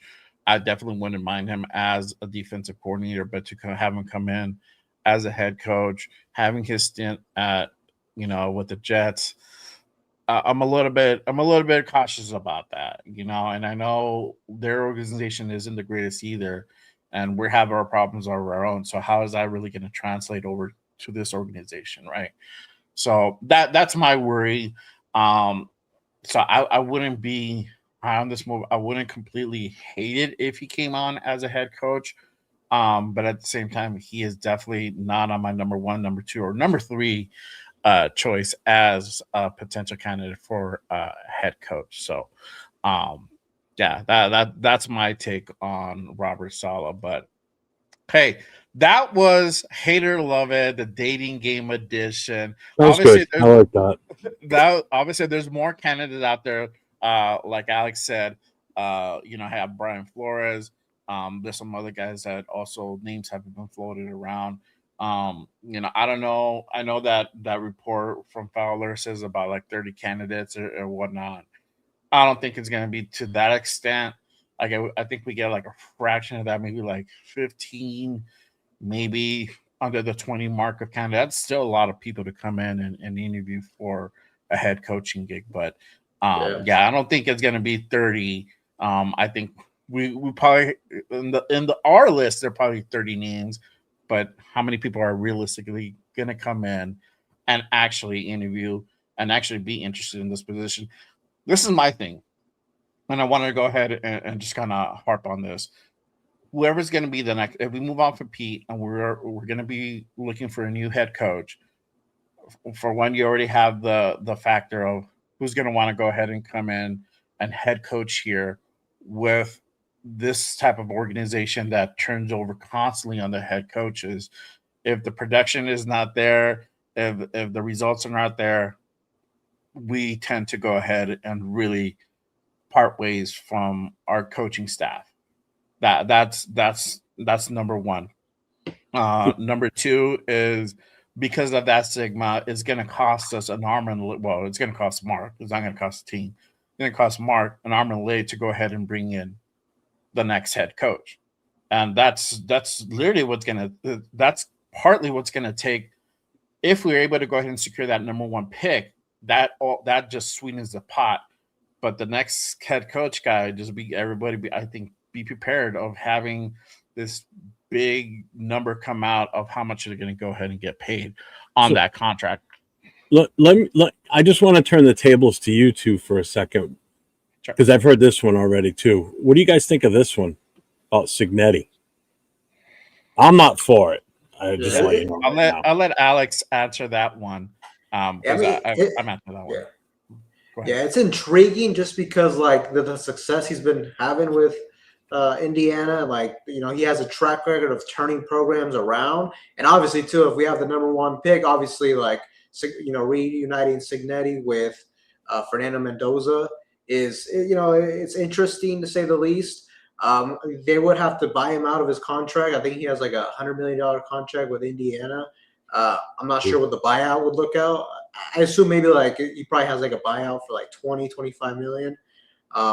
Which I mean, Mark Davis has shown like he's willing to like spend money. I mean, he hasn't been great at spending money, right? He's spending money on all these guys, and then they like gone after one season. Just the only thing that just concerns me a little bit is like he seems like, for one, he's more of the CEO type of head coach. He's not an offensive or defensive play caller. And I mean, I don't know if his style is going to translate to the NFL. He seems like a real hard ass. He kind of reminds me a little bit of Nick Saban. So I feel like if he stays in college, he might be the next Saban of this generation for college football.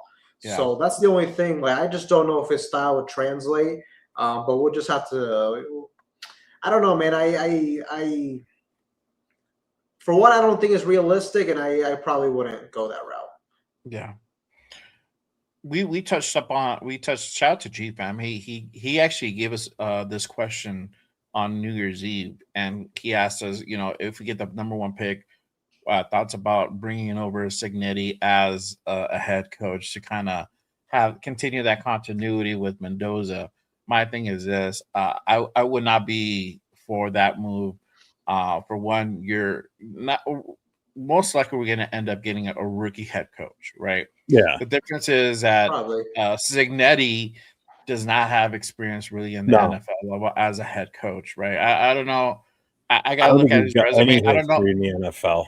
I don't think I haven't looked at his resume, so I wouldn't know. I can't speak to it like intelligently and say like, oh, he has some experience. I don't know, but like if I had to compare like a Shula or like LaFleur, let's say Robert Saleh, right? Those guys have experience, at different levels, right? I mean, you had Robert Saleh, who's already had a head coaching stint for the Jets, right? Michael LaFleur, head coach, he's been an offensive coordinator. Shula has been a coordinator, a defensive coordinator. So these guys already had time in the NFL. They know the pace of the NFL. They already have experience at a high level, not at the head coaching level. I feel that they have a leg up over a guy like Signetti if he were to go ahead and come into the league. Yes, they both would be rookies, but these guys already been around the league. These guys already have coached in the NFL. They know how guys in the NFL operate. It's different. It's completely different coaching kids who are in college, who are just starting out, to grown ass men who've been around the league for years. And that's the big thing too. I just don't think we can take a gamble. We got to do this right. If we're going to pick a head coach, we have to do our due diligence. We can't go out on a limb and grab a kid, a coach from the college ranks that's never had any type of NFL experience. I don't care who it is. I just think that if we're going to do it this time, we got to do it right, and we got to give this to whoever it is. You're going to give them more than a year or two to try and work something, too. That's the other thing, which means I'm talking to you as the fans. You need to cut some slack with whatever we do with the next head coach, because you got to give them time. I mean, for the love of God, we're just cutting ties so fast. I know the past few that we've cut or shit canned just didn't work out for other reasons. I get that. These are all guys that had some experience in the NFL already, but we just got to give somebody's got to, we got to suck it up if we have a 1-16 season next season with a head coach. Don't start talking about firing them right away. There's been coaches out there that start with a shitty record their first year, but next thing you know, 2 years later, Jimmy Johnson's a perfect example of it. Dan Campbell, a horrible first season with them, and now look at them. Granted, he lost both his coordinators, that hurt, but still. Yeah, I mean, they're still decent. They're still don't decent. Expect to go from a 2-win season to, oh shit, we're in the Super Bowl next year. That ain't gonna happen. Those type of seasons just don't happen. If it does, then God was on everybody's side that year. So yeah. I mean, it was rough, man. The way and there's teams that has had that happen where they've made playoffs, right? But these are teams like Liam Cohen goes into Jacksonville. They're going to the playoffs. But these guys were they literally a couple pieces away from like getting to that point. They've had T-Law for a little while, and they've already been to the playoffs before, right? The year, I think like 2 years prior, So they were just a couple pieces away from like really getting their shit together and moving on to the next phase. Another example is Sean Payton, right? Sean Payton came into Denver, terrible first year, terrible, terrible. They were already fucking asking for his head at the gates, and then the next year, they became a completely significant better team.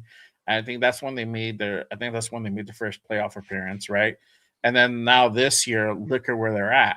So you can see there's a progression. Like the progression is going like this. It's going on upward trajectory, not just skyrocketing up. And that's the thing that we kind of have as a fan base. We kind of have to take that step back and be like, okay, Oh yeah. this is not going to happen overnight. We're going to have another bad year, but at least it's going to look better than what this year was. Hopefully. I don't want to say we hit rock bottom, because every time I say that, we've always been worse. Yeah, rock bottom is a 0-win season. That's rock Yeah. bottom. We're close. Yeah. We're 2-14. Pretty damn close. Yep.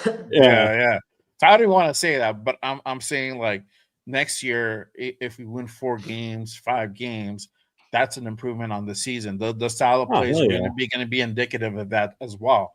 The way that we play, if we play close games, we play tough games, and we just don't play sloppy, then you know that we're on the right trajectory. In the fall. Yeah. The only thing I'm not going to say at the end of the season is, well, wait till next year. It can't get any worse than this, because I said that last year, and the Raiders held their bear. I held their bear for them, and they proceeded to win only 2 games versus 4. So, yeah, I'm not saying that this year. No way. Yeah. Well, it can't get any worse than this. We only won 4 games. Fuck you. Oh my beer. Oh my beer.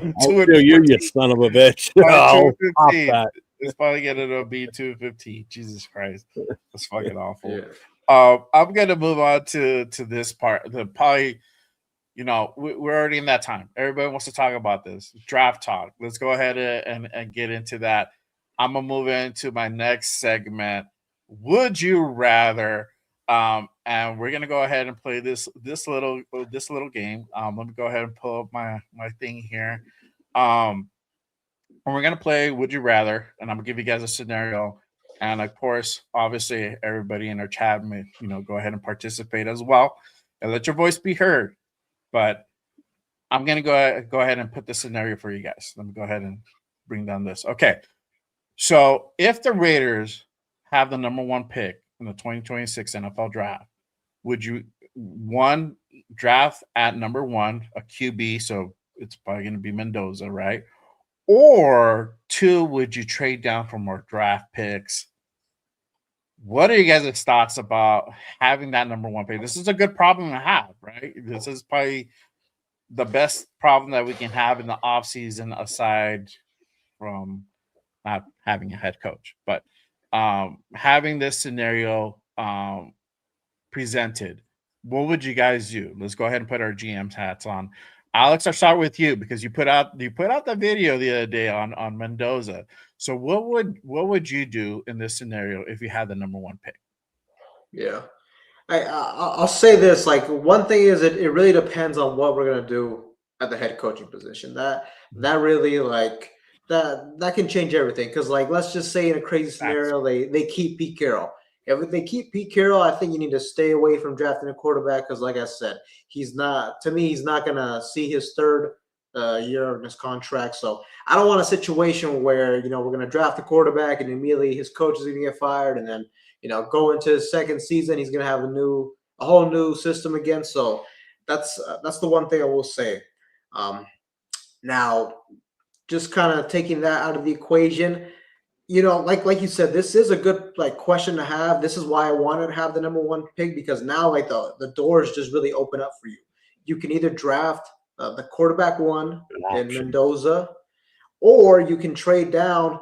And if I had to choose right now, I do like the option of trading down, man, just because I do like Mendoza. Don't get me wrong here, but I don't know if I just feel like this quarterback class, at least at the quarterbacks, this draft class at the quarterback position, isn't as strong as other years. And you look at that 2027 draft class, to me, it's going to look a lot more loaded in quarterback talent. So, like, I honestly would not be opposed if we trade down, maybe, get like a couple, maybe go into 2027 with multiple first round picks, 2 or 3 first round picks. And then you can maybe like go all in on like a potential franchise quarterback with more upside. And then, this year in the offseason, we can kind of just concentrate on building the trenches, the offensive line, just kind of building the roster around as a whole. But at the same time, if they drafted Mendoza, I also wouldn't be mad at it either. But if I had to choose one right now, I like the option of trading down. Okay, Jeff, I kind of know your answer, but I agree with Alex 100%. It all depends on what the head coaching situation is.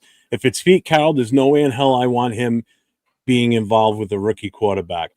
Just like he said, if he's here for the full contract, he's here for 2 more years and then he's gone. And Pete's already admitted he's not here to develop players. He's here to win games. So what good is that going to do with this kid? Okay, now that means everything falls on your offensive coordinator. We don't even know who that is. So even if Pete stays, we still don't even know who we're going to have as an offensive coordinator. So there's that still needs to be figured out. Okay. If Pete is here, I want number 2. If we've got a different head coach, like we've got a Kubiak or we've got a LaFleur or we've got any one of those other guys that are offensive-minded head coaches, and we addressed, because you remember, free agency's first. If we address the offensive line and free agency prior to the draft, that also will change things too.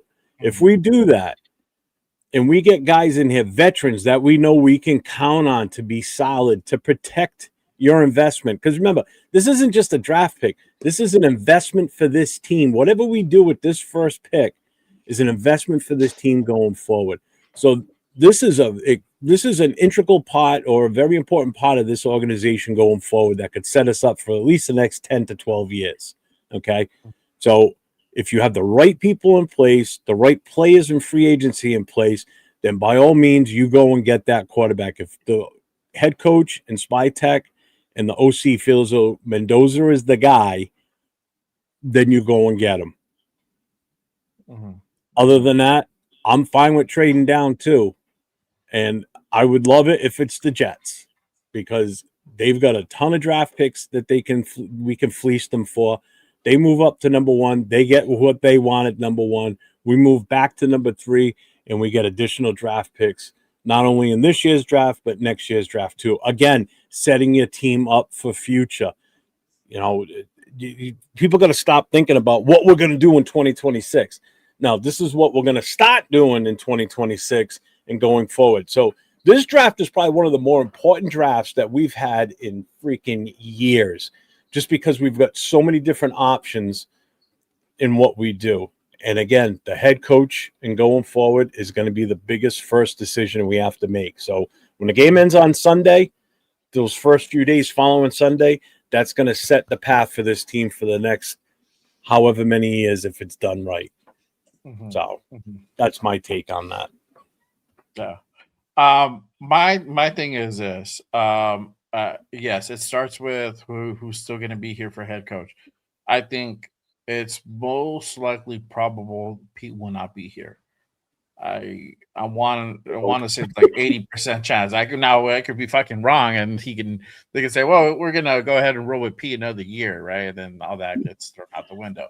And you can throw everything right out the goddamn window and expect another 2-win season, folks. Right. And then, and if that's the case, then we're probably going to be in the top 10 again next year. You might have that mentality, right? But my thing is this: it's just you just don't know where you're going to possibly land, because what if we get 6 games, 7 games? Are we going to go? We're going to go ahead and fall to the middle of the pack. If you're at number 1, if you have the number 1 pick, I say get your quarterback. We need a quarterback. We've been knowing this. It's time to go ahead and get the quarterback. And it's hard to say that if Pete's still here. I think it's a no-brainer if Pete's gone, and that's why I lean more to that. Would I be open to trading down? Yes, but my heart will still be like, let's go ahead and address that issue, because we just don't know if we can ever get back to a top position to be able to draft a quarterback of like this type of caliber. It just depends on the next year, what teams are really needy for a quarterback. All that plays in an actual draft, right? We've said that also before with the draft class, right? Like, hey, 26 is going to be the year where we're going to see a better draft class, and that was not the case. Look at Drew Alar. We thought that he was going to be the next best thing, and he regressed this year. So that you don't know, certain guys are either going to continue on the upward trajectory or they're going to regress, and it could just be that we just don't. Nothing is for certain. So my thing is this: like, do the sure bet and take the guy that's going to give you probably the best chance of building a future and build around that quarterback, right? Build around that person. I think it's Mendoza, but again, it just depends if Pete's here. I think if Pete's still here, man, it would be a hard swallow for me to like go ahead and trade down from that number one. It would. And you don't know what you can get for the Jets. Depending how desperate, that's also a gamble. Not necessarily would you get, you would get that next pick, but would you get, how many picks can you really get from them? And that's a sales job, and that's something that literally Spytech has to go ahead and put on his sales tie for it and be able to go ahead and fleece the skies as much as they can. Nothing is for certain. So Yeah.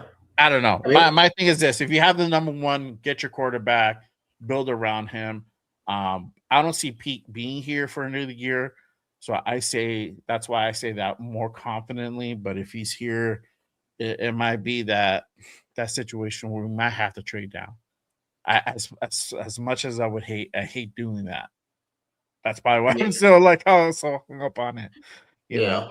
Yeah. I mean, I think one thing to take into consideration though is like, if Dante Moore goes back another year at Oregon, to me that makes that number one pick even more valuable now. Because to me, this draft class at the quarterback position, top heavy as hell. Like right now, everybody's Mendoza or Moore. If Dante Moore chooses to go back to Oregon, and now like it's reported that the New York Jets really like Fernando Mendoza, that might be the perfect time to get like a really good like haul for that number one pick. So just something to keep in mind.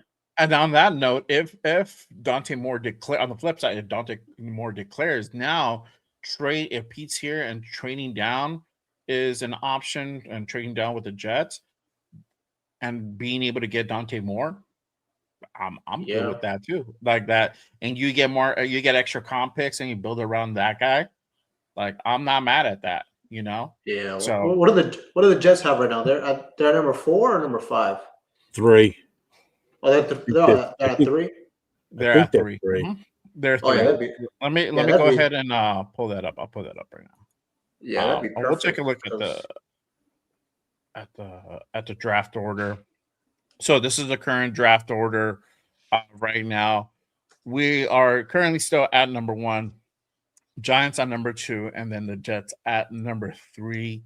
So I think with the strength of schedule, even if they fuck around and win their game on Sunday versus the Cowboys, do they go down to number 3? I think they do go down to number 3, right? And if the Jets lose, swap. Yeah. They swap, right? Yeah. Okay. So there you go. Yeah, I think so if the Jets stay where they are at number 3, which is what we ultimately would want. Because don't forget, they got 2 first-round picks. They got the 3rd and the 18th right now. Yeah, and those could be our picks. And they got 2 first-rounders next year, one from Indy and one from Dallas. So they've got 3 first-rounders next year too. Oh yeah, they have a lot of draft capital. Like honestly, if you could trade down to 3, and you could either get either one of those draft picks, either 18 or like a 2027 first. You only move down 2 spots. You could still. There's a good chance you could get Dante Moore. Just the only thing you got to watch out for is if the Giants trade out of that pick. But still, I mean, that'd be a good option. But every time I've done just for shits and giggles, just to go through the first 4 picks initially to see what kind of trade offers come up for the first pick. The Jets are always the first one that hits me up, and it's always like their third pick, their 18th, their 34th, and I usually get at least one first rounder from 2027. This one here I just pulled up right now. They gave me the 3rd, the 18th, the 34th, and 2 first rounders. Dallas is in Indies next year. Bro, that John Spytek would be, man, he'd be the GM of the century if he could pull off something like that, bro. Yeah, That'd be, I mean it's ridiculous, and the chances of that happen are probably not realistic. But you never know when a team's that desperate for a quarterback. And they've already got a head coach, so they don't have to worry about who's going to be their head coach and everything. Right. They need that quarterback. So the Jets are desperate. And guess what? If we appeal to a desperate team and they want to move, then we got to do it. We're crazy not to. Yeah. And there's one thing we haven't even discussed, and I know that's been a latest rumor, and everybody that follows me knows my take on this. We haven't even talked about if Max gets traded for whatever reason. What the possibility? That's not going to happen. That's why I didn't put it up there. I know. I was looking through your banners. I'm like, I didn't see that one on there, but it's like, I know. Again, that's still a possibility. A team may want him, and you got to listen. If you don't listen, then you're not doing your job. That happens every year. We happen multiple times every year now. Yep. Especially the way that we've been playing. So it's always going to bound to happen. I think the Cowboys were the real ones that have done it. I don't know if other teams have done it.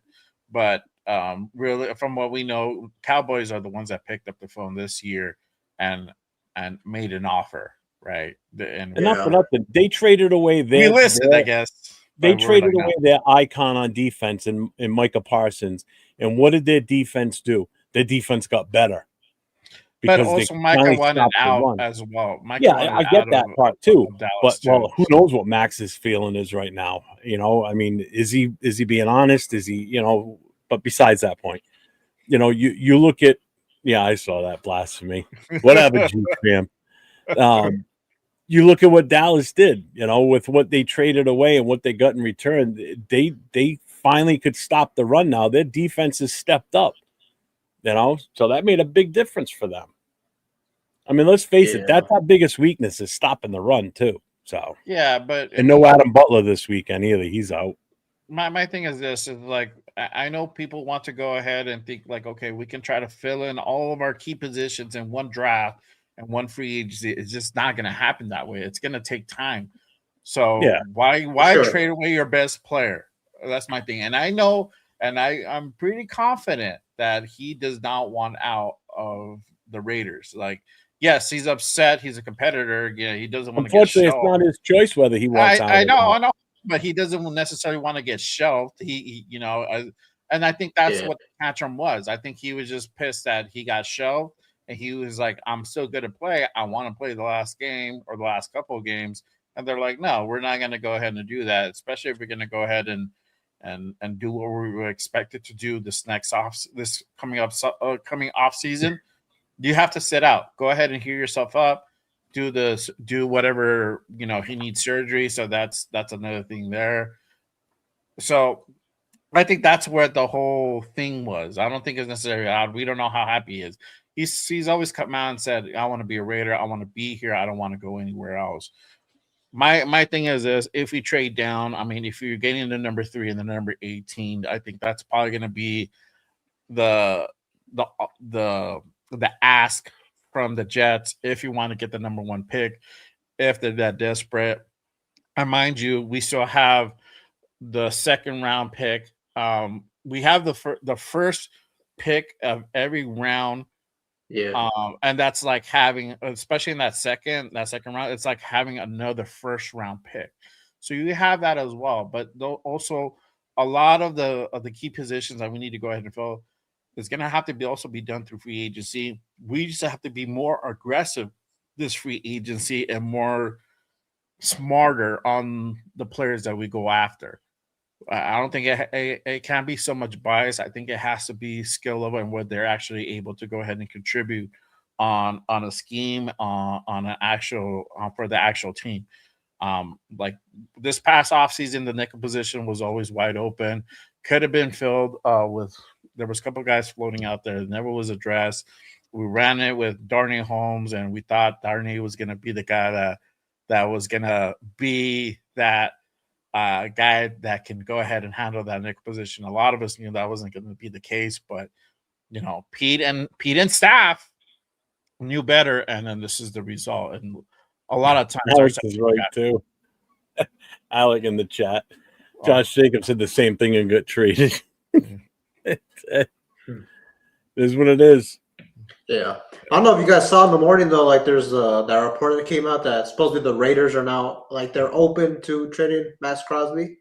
Yeah, that's what he was saying. Yeah. Yeah, that was what I was saying. So, I mean, I think you gotta listen to every offer, kind of like Jeff was saying, man, because you gotta, especially if the team is like willing to overpay, like, because it seems like the going rate for the pass rushers is like 2 first-round picks, give or take. If a team is willing to offer you like 3 first-round picks, man, I mean, I think you have to really consider it, man. Just because, like, I feel like the Raiders are clearly in a rebuilding stage. Like, I don't know if it makes sense having, it hurts to say, but like, I don't think we're in like a good position to like be in win now mode anytime soon. And Max Crosby, he's getting a little bit up there in age. Like, he's still in his prime, but like him as a player, he's got to look at it too. Like, it might be like a Charles Woodson situation, right? Like, he was here for a long time. He had to leave to get the ring, and who knows, maybe he could come back or something like that. But I think it's something that, when you're a 2-14 football team, very likely could be 2-15 with a number 1 overall pick. Everything has to be on the table for you. Dixon. Thank you, Alex. You know why? Because you're the first other content creator that does shows like this that has actually been in agreement with me. I'm like the guy between us and the other guys that we do our show with on Wednesday night. It's like, Black, you can't talk like that about Matt. Calm down. Look, I've said that if the Raiders are for one, if Max says I want out, cool, trade him. If it's something, a big move where it's really going to go ahead and change and really help our team, and we're talking about we better get something fucking big for him. If not, I'm be fucking talking some mad shit for the next like fucking 5 years, right? Yeah. That's for me that the equivalent, because I feel that you need to ride with your guy that's been through it and can see the fruits, that kids finally get what they've always wanted, right? And Max has been there thick and thin. Motherfuckers has been diehard at multiple times. He could have been like, you know what, I'm gonna go ahead and hit free agency. I'm gonna go ahead and move on. He hasn't. He stayed where he's at, and he's ride with us. He said he wants to be a Raider.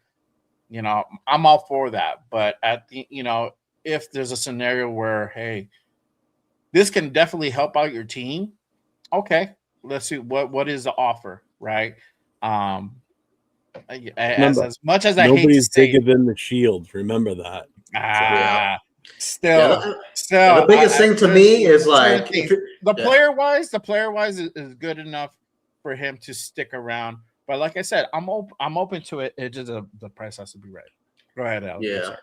Well, I feel like the one thing with Max though is like they got to make the decision now though, because like I don't know, like, because especially if you trade him like in 2 years, like his value is going to go down. Like this that's what Ephraim said. He says, wait till he hits his 3rd year of the new contract. At that point, don't even bother, because you ain't going to get shit for him. We already blew it last year. We should have done it before the draft last year is when we should have done it, because his value was probably at an all-time high. Now it's going down and down because he just played a full season, sat him the last 2 games because of technically an injury, but I guess now it's a bigger issue. Who knows? So now his value is going to start dropping from here going forward. So whatever we get now is going to be the pinnacle of what we're ever going to get for him. So, and I think a lot of the reason why people don't want to even in barely listen to the whole Max thing is everybody's still stuck in the past with how we handled the picks and what we got for the Khalil Mack trade. bro. All right. And if everybody keeps thinking that mindset that, well, we don't have good success when we meet with draft picks and this, you got to stop with that, man. Said it last night on the show. You got to, fans are going to stop with that and stop being married to players like they're married to Max. Bro, we live in the past. What are you talking about? This fan base is. That's all we have is the past. We got nothing positive in the present or the future right now. If I go out and say, hey, what are your thoughts about bringing Derek Carr back? You'll trust me. You'll have guys out there like, hey, let's bring Derek Carr back. Yeah, they want Carr. What way? They're already out there saying it. What way? Oh yeah, exactly. So it's already out there. You have people that are still bring up the Jamarcus Russell pick, right? And you have trepidation there. So we live in the past. That's why we're a fan base of the past. We can't draft a quarterback in the first round. Look at Jamarcus Russell when we drafted him. That was 20 years ago. You give me a break? Seriously? Yeah. So what? You're never going to take a chance ever again on another player? Get out of here. Yeah. Yeah, I'm of the thought process that we need to be drafting a quarterback in the first round every 4 years, like give or take. We should be drafting a quarterback every year just for pure competition in the roster, which is what that's the big disjustice or injustice, however you want to pronounce it, with Derek Carr. We never brought competition in against him. The best we ever did was Walter and Mariota, Cooper.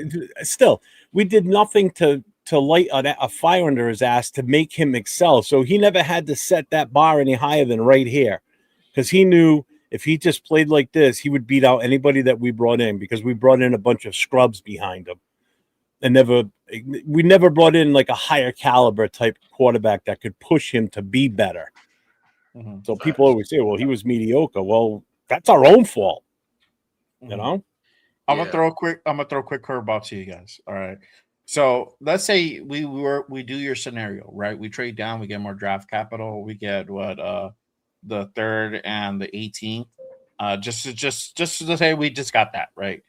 Who would you guys get at number 3 and 18?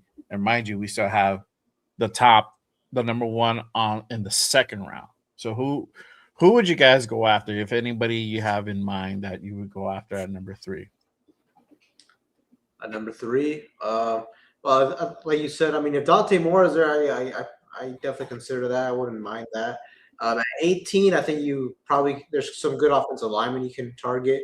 I don't the one offensive lineman from Utah, I forget his name. I also like the one from Alabama. I think it's Caden Proctor. Guys that are from Utah, it's Fano. Yeah. Fano. There's him.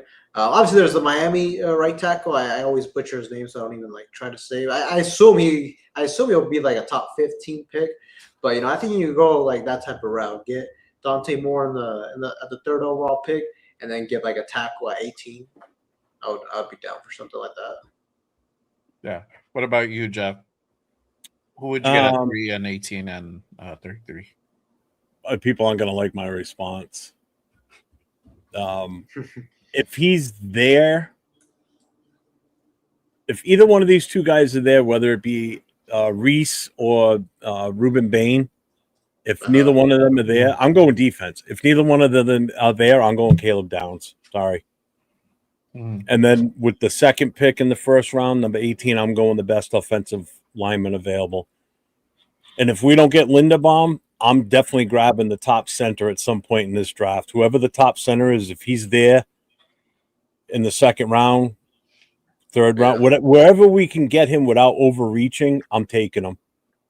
I'm definitely taking him. So are you out on Jackson Powers Johnson at center then, or? No, I don't think. I think I like him better at guard. A guard? Yep.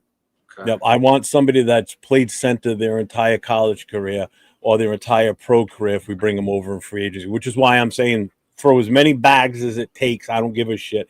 If we can do what we can to get Linderbaum over here, you've already solved pretty much the big issue with the offensive line is getting a bona fide center to fill that spot, and he's your field general for your offensive line and a guy that's proven himself with Baltimore. You get him, things already change automatically for that offensive line because now you got him, JPJ, if Caleb Rogers steps up and becomes a true starter next season, Colton Miller on the left side, Glaze gets out of his funk and gets his shit together for next year, you got something. You've already improved that offensive line, and they've become an average offensive line. And just think what Genty could do with an average offensive line versus a shit bum offensive line like he had this year. And look what he did with those guys. He's still this close to hitting 1,000 yards with that horrific, horrible offensive line plus the coaching. Yeah. So imagine what he would do. Yeah. I would, if I had those picks, I would probably, if Moore declares, I would draft more. I would at 18. I would get a lineman. I'm getting a lineman. It just depends who would be there. You guessed around some names. I don't know if Fano would still be there at 18. I feel like he would go a little bit higher. I like Laulu. That he's from Oregon. He's been playing pretty solid. I like him. I would go after him. And then in the 33rd, I would go defensive BPA. So whoever is top guy, I would go after him if that's the scenario that plays out. And I feel like with having these many issues defensively, we have to also start addressing defense. We can go out and get a free agent wide receiver. I mean, we could still draft one, but I mean, you can always utilize that pick defensively. I think that's probably the route that you go. But yeah, I would go offense for the first rounders, and then defense for that first second rounder as well. So it just depends how all this plays out, and that'd be crazy. So that'll be crazy if we're able to go ahead and make a trade with the Jets, and we traded away Max, and we're able to go ahead and get multiple first round picks. Aside from the two that they have, that would be fucking insane. That would be a definitely game changer. We're gonna go ahead and get some score predictions. What do you guys think tomorrow's game is gonna go ahead? What is the final score? Do you guys think it is gonna be for tomorrow's game? That we can go ahead and officially wrap up this horrible season. I want to get everybody's takes on this real quick. One more, and then the nightmare is over. Yeah. Alex, where do you think tomorrow's score is gonna be? I think it'll be 23-6 Kansas City. 23-6 Kansas City. Okay. Secure the number one pick, and off to the offseason, man. Yep, for sure. I gotta stick with what I've been doing all season, because you guys yelled at me when I wanted to change it a couple of weeks ago, the week before Christmas, because you said, no, you're probably gonna jinx us. So I'm sticking with the 30-21 Raiders win. So I've been saying that every week all season, that we're gonna get 30 points at some point. So watch it. I'm sure that's probably exactly what's probably going to happen, because I tried changing it a few weeks ago. I said, "Oh, the score's going to be this," and you and Leo were like, "Oh, no, you can't change that. What happened to the 30-21? You're going to jinx it." I'm like, "All right, fine. I'll stick with the 30-21." So yeah, I'm going 30-21. Raiders win. Yeah, there you go. I think, pray to God that if that is the case, the other teams that needed to lose or win or whatever the scenario is, works out in our favor. So by the time our game starts, it won't matter whether we win or lose at that point. Exactly. I think it's going to be 24-10 Chiefs. I think we're going to go ahead and lose. I don't think we have any chance of winning tomorrow. And we can just go ahead and close that chapter. We're that bad. Yeah, see, like Deja was 31. Oh my god, that'd be fucking crazy. I hope it's just not a skunk. I don't think it'll be a skunk, but I think it's gonna be a low scoring. I think if we can get 10 points, I'll be okay with that. That'd be cool. Yeah, that'd be cool. We could close the chapter on this terrible season. We're gonna slam it shut, throw it in the basement, and fill it with cement, and forget all about this freaking season. Yeah, nothing. What good came out of this season? And toss that bitch in the ocean. There you go. Seriously, what good came from this season? Getting the number 1 or number 2 pick. That's it. Only thing. That's it. Yeah. That's the final outcome of the season. Us getting the number 1 draft pick potentially is the only good thing that came out of all this shit. Yeah, Exactly. I'm going to go ahead and move on to the final segment of the show, the spotlight. Meet our guests. This time is meet our guests, plural. So I have two guests on with me for this again 1 year anniversary show of Good Morning Raiders. Again, thank you for everybody who's pulled up and rocked with us on the Saturday morning. We covered everything. We covered the last game. We covered the what if scenarios with Pete if Pete leaves, and we covered the draft talk and what we're going to do if we get the number one pick. We covered everything up and down. So great show all around. Appreciate you guys pulling up. Thank you guys for pulling up and joining with me on this Saturday morning for sure. But let me go ahead and cap it off with the spotlight. Meet our guests. Jeff, I didn't have this segment when we first did the inaugural show. This didn't come along till later on. I think I didn't do this. I didn't even do this with you, Alex. No. I did this way later. So first time you guys could go ahead and rock with me on this one. So let me start with this, and I like to start with this question: who is on your Raiders Mount Rushmore? I'm going to start with Alex because I kind of know yours, Jeff. But let me start with Alex. Who would you put on your Raiders Mount Rushmore if you had to go ahead and choose? All right, so Mount Rushmore, that's what? That's 4 players, right? Yeah. Mm-hmm. Man, I gotta go for sure. Charles Woodson. Even though I never saw him play, but like just respecting like the legacy and like what he did, Ken Stabler, gotta put him up there. Tim Brown, and that last one, oh my god, I don't know. Because I was a really big Khalil Mack fan, but I'm also a really big Max Crosby fan, so it's like, man, I just if I had to choose, I'll go Max Crosby. I'll go Crosby. Yeah, there you go. That's what's up. Jeff, I know a little bit your answer. You're more old school, so yeah, let us know. I'm gonna definitely be old school here. I'm keeping it real with the first team to win a Super Bowl, so I'm going with Gene Upshaw. I'm gonna go with Art Shell. I'm gonna go with John Madden. And I got to throw Howie in there. Howie's still the epitome of what it meant to be a Raider in the late 80s, or actually early 80s into the 91 when he retired. So yeah, that's who I'm going with. So Art Shell, Gene Upshaw, John Madden, and Howie Long. I think still probably 3 of the most nastiest players we've had, and just the best coach, even to this day, that we've ever had. Yeah, for sure. Facts. All right. Let me move into the meet our guest portion of the segment. So this is time where we get to know our guests. We take time out of the show, get to know our guests, and obviously today's guests are Raider Jeff and Raider Alex. So let me go ahead and start with this. And I'll start with you, Jeff. I'll go ahead and flip it around this time. Let's start from the beginning. How have you been a Raider fan for? And then what really was it that made you fall in love with the silver and black? Going back to 1975. So the first year we were in the Super Bowl that season. Being on the East Coast, living in Rhode Island, we didn't get to see the Raiders on TV much. So everything around here was Patriots. I was never a Patriots fan. But the only time you get to see the Raiders around here was when they were in the playoffs, and they were in the playoffs a lot. So you get to see them a lot in postseason around here. And the very first time I saw them on TV, it was just that impact of just the grittiness, just the shield, like the image, the logo. It was just everything that just kind of struck with me.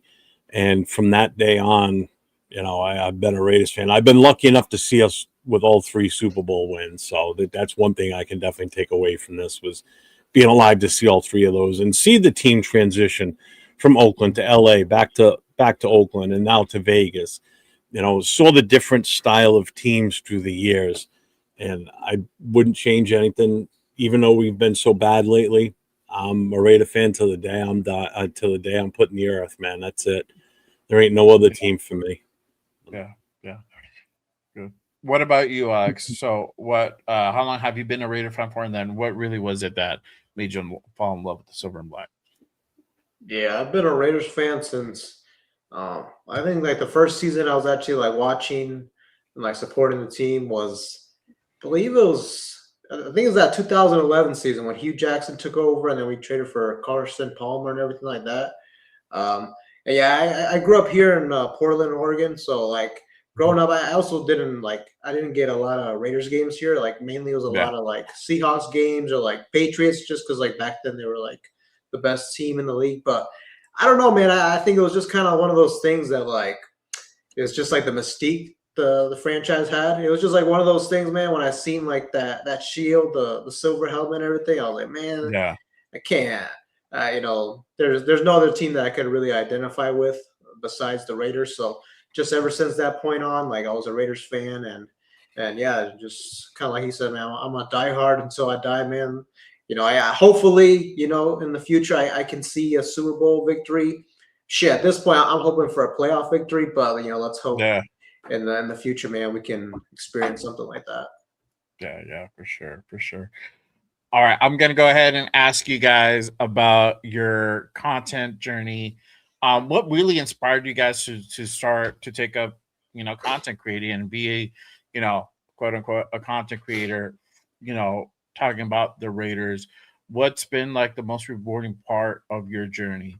I'll go back to you, Alex. What inspired you to even start doing all this stuff? I just thought I was really passionate about it. I mean, I think it's fun too, just like creating the content, and I think like the most rewarding part of this is just like interacting with other people that have the same passion as you. Kind of like I said, I'm out here in Portland, Oregon. I mean, at the end of the day, it's Raider Nation. There's Raiders fans everywhere, but it's not like other places where there's like a lot of Raiders fans. So, for me, I kind of have to like connect outside of my circle here to like connect with other people that are diehard Raiders fans. So yeah, man, that's just kind of where it started for me, and just that's where it's taken me thus far. Yeah. What about you, Jeff? What really made you decide, hey, I'm gonna go ahead and start a YouTube page and start talking about Well, this team I that I had a like? YouTube. Yeah, I had a YouTube channel for about a year and a half, doing something completely different. I was doing like military style models, and it just wasn't. There just wasn't a huge following for it at that time. So Yeah, I was just sitting here one day, just like, what else can I do? And then I just started, just something popped up, a Raiders thing, random thing just showed up, and I'm like, what the fuck am I doing? Why am I not doing that? I'm like, I've been a fan for so goddamn long. I've got a lot to say about the team. I said, why am I not doing this? So my journey started in Raider content August of 2024. And then from that point on, it's just everything's been skyrocketing. You and I pretty much got into it around the same time, Jay. yeah, yeah. We're I like a hooked up month with apart. Nate LV rated 10 real early, and best thing I ever did was getting involved with him. Then I somehow got involved with you and Leo, and then Leo wanted to start that 4-man show on Wednesday nights, and he mentioned your name, and I threw Nate's name in there as a potential fourth guy, and boom. I mean, we've got a hell of a thing going on Wednesday nights. We've been at it Yeah, for over a year and a half doing over that a year. Yeah, basically. yeah, We started early in the season in 2024, so I've loved every minute of doing this. I've met some amazing people. Just the people in the chat alone. I've met some in person. Like I got to meet Raider Will. Nate came out here for week one. That kind of made that whole journey of doing this YouTube thing feel more complete in a way, because I finally got to meet a kid that I've been doing shows with almost since the start, you know. So it's just been, I wouldn't take anything away from what I've been doing. It just, yeah, the involvement with the whole Raider community now is just so much different doing this versus on a small scale in my local, vicinity. I love every yeah, minute of it. Love it. yeah, Love it. Love it. Love it. yeah. For sure, for sure. Um, Let me ask you guys this, and I'll cap off the show this way. What do you guys? What should everybody look? Do you guys have anything you guys are working on? What should everybody look out for, in the near future? Or are you guys premiering probably, right away? Let them know. I'll start with you, Jeff. What do you have going on? Anything that everybody should be looking out for? Anything maybe you potentially have in the works, that you want to go ahead and share with everyone? I mean, obviously, everybody knows I have the Raider connection with my guy here, Jay, Leo, and LV Raider 10. That's like our flagship show. You know, the four of us are on. I've got the TBH show on Tuesday nights with Raider Will, Leo, and James from the military chapter that handles all the Black Holes social media stuff. Thursday nights, it's Nate and I on Thursday nights doing the Raiders Coast to Coast. Both shows that and the connection have been off for the last couple of weeks because of the holidays, but we'll be back in full force this week. Raider Connection will be back. Coast to Coast will be back. I've got my new venture that I started last night for the first time. It's called the No Huddle Show. Starts at 9 o'clock Eastern on Friday nights. It's open to any fan in the NFL. You don't have to be a Raiders fan. I'm implore you, if you're a fan of another team, to come into the show get in the chat on a Friday night at 9 o'clock. And if you want to talk your team, I drop the link. I bring one person up at a time on the screen. I had Randy N., who's a Broncos fan, on there last night. I had Joe Parr on there, who's a Raiders fan. So it's not so much Raider content. We are still talking Raiders somewhat, but it's all about the NFL. I'm trying to broaden my horizons and give other fans of other teams a platform to speak their team is the vision I have for that. So right now I don't have anything else in the plan, so I've kind of backed down from all the shows I was doing before. So I may have some other stuff coming up in the future, but yeah, that's a good one. My big one is the Friday night one. It's a complete change from what it used to be. It used to be a mic drop. We'd have like 8 people on screen, and it just became, after doing that for about a year, it was too much. Now it was time to take a break from that one. So I reformatted the Friday night. There you go. Yeah, that's a good one. You know, it's just talking straight football. You know, not just Raiders, but you know, all the other teams in general. So, I think you picked the perfect timing, bro. Because like we're about to start, the NFL playoffs are about to start. So that's hot talk. Whether you know, hey, there's certain teams that I kind of keep out because I still watch the playoffs, and then there's certain teams that I keep my eye on. But yeah, if you just love straight football talk, definitely hit up that Friday show. The inaugural show was literally the other day, so great show. Definitely got to go ahead and pull up on that. I gotta go on there and help you represent our team, bro, for sure. Even though we're not competitive, you know. But even you know having some playoff talk, definitely I'll probably jump on there the next couple. Yeah, it's the only time we get to talk playoff talk is about other teams. All other teams. I know, like fucking Bills look good. Yeah. So there you go. You know, that's the sad part if you think about it too. All the booster clubs and now that I'm part of the TBH and everything, I've never been able to experience a watch party of us in the playoffs. Seriously. Yeah. In the 20 years that those two clubs have been around, never been able to be together as a group and watch the playoff game. Yeah. Because we're just so bad. Yeah, for sure. What about you, Alex? What do you have? You have anything in the works? What should everybody kind of look out from you, and then where kind of find you at? Yeah, man, I'm just gonna keep grinding out with the YouTube videos, on Instagram too.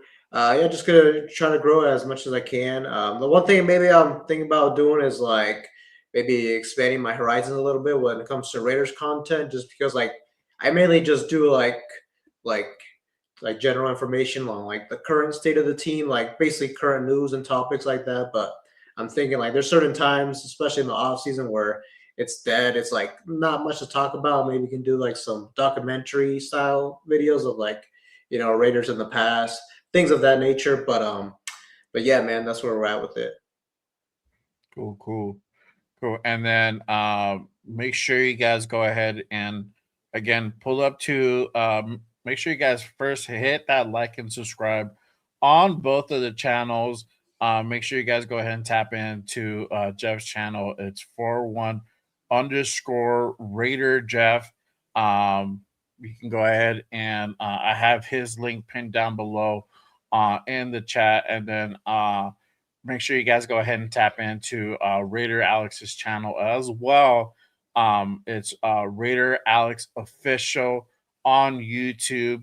And then also you have Instagram and X. And then are you active on TikTok? Because I found you on TikTok, but I don't know if you're active or not. I am a little bit. I need to be more active on it, but yeah, I try to. I'm not as active as I should be, but yeah, I do have a TikTok as well. Yeah, for sure, for sure. It's But just yeah, so make much sure. different than Instagram, and it's like Oh yeah, kind of it annoying. is.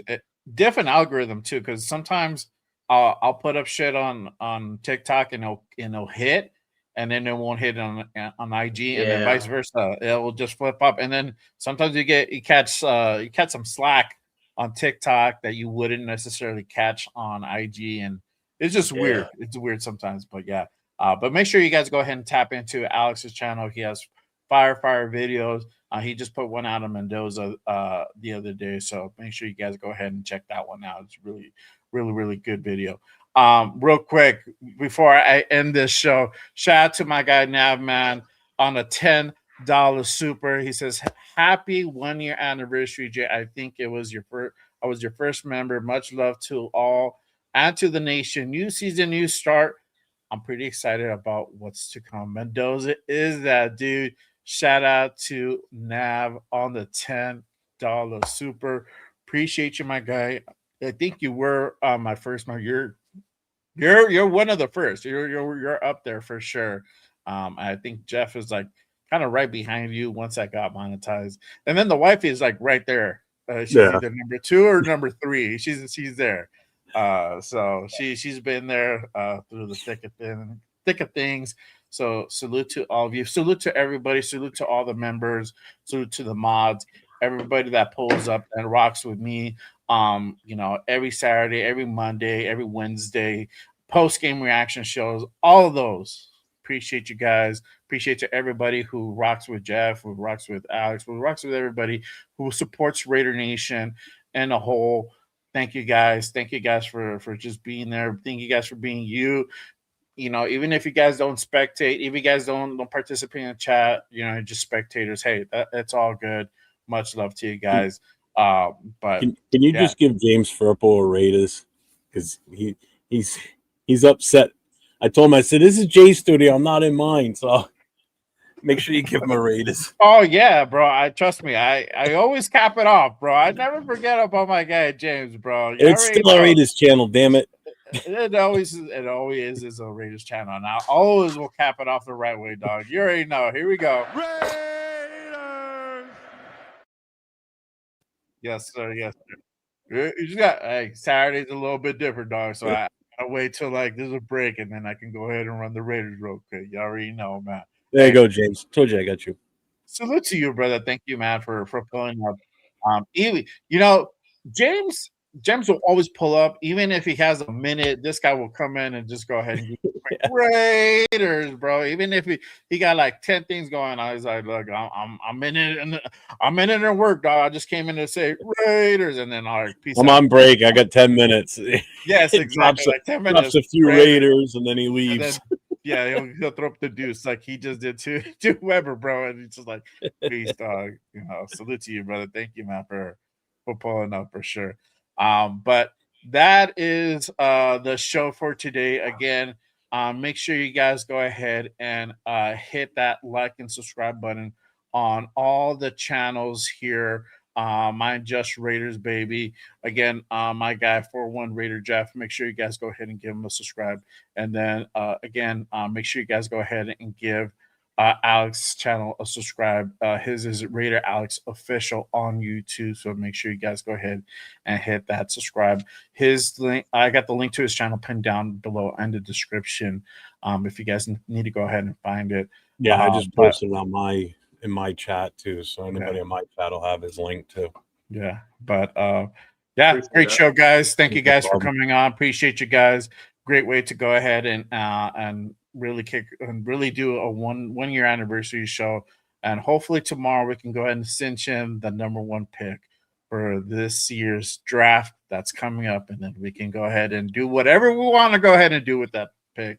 Either go ahead and play it or trade it away. But at least we have that option. So it's nice to have that's it for you guys. Thank you guys.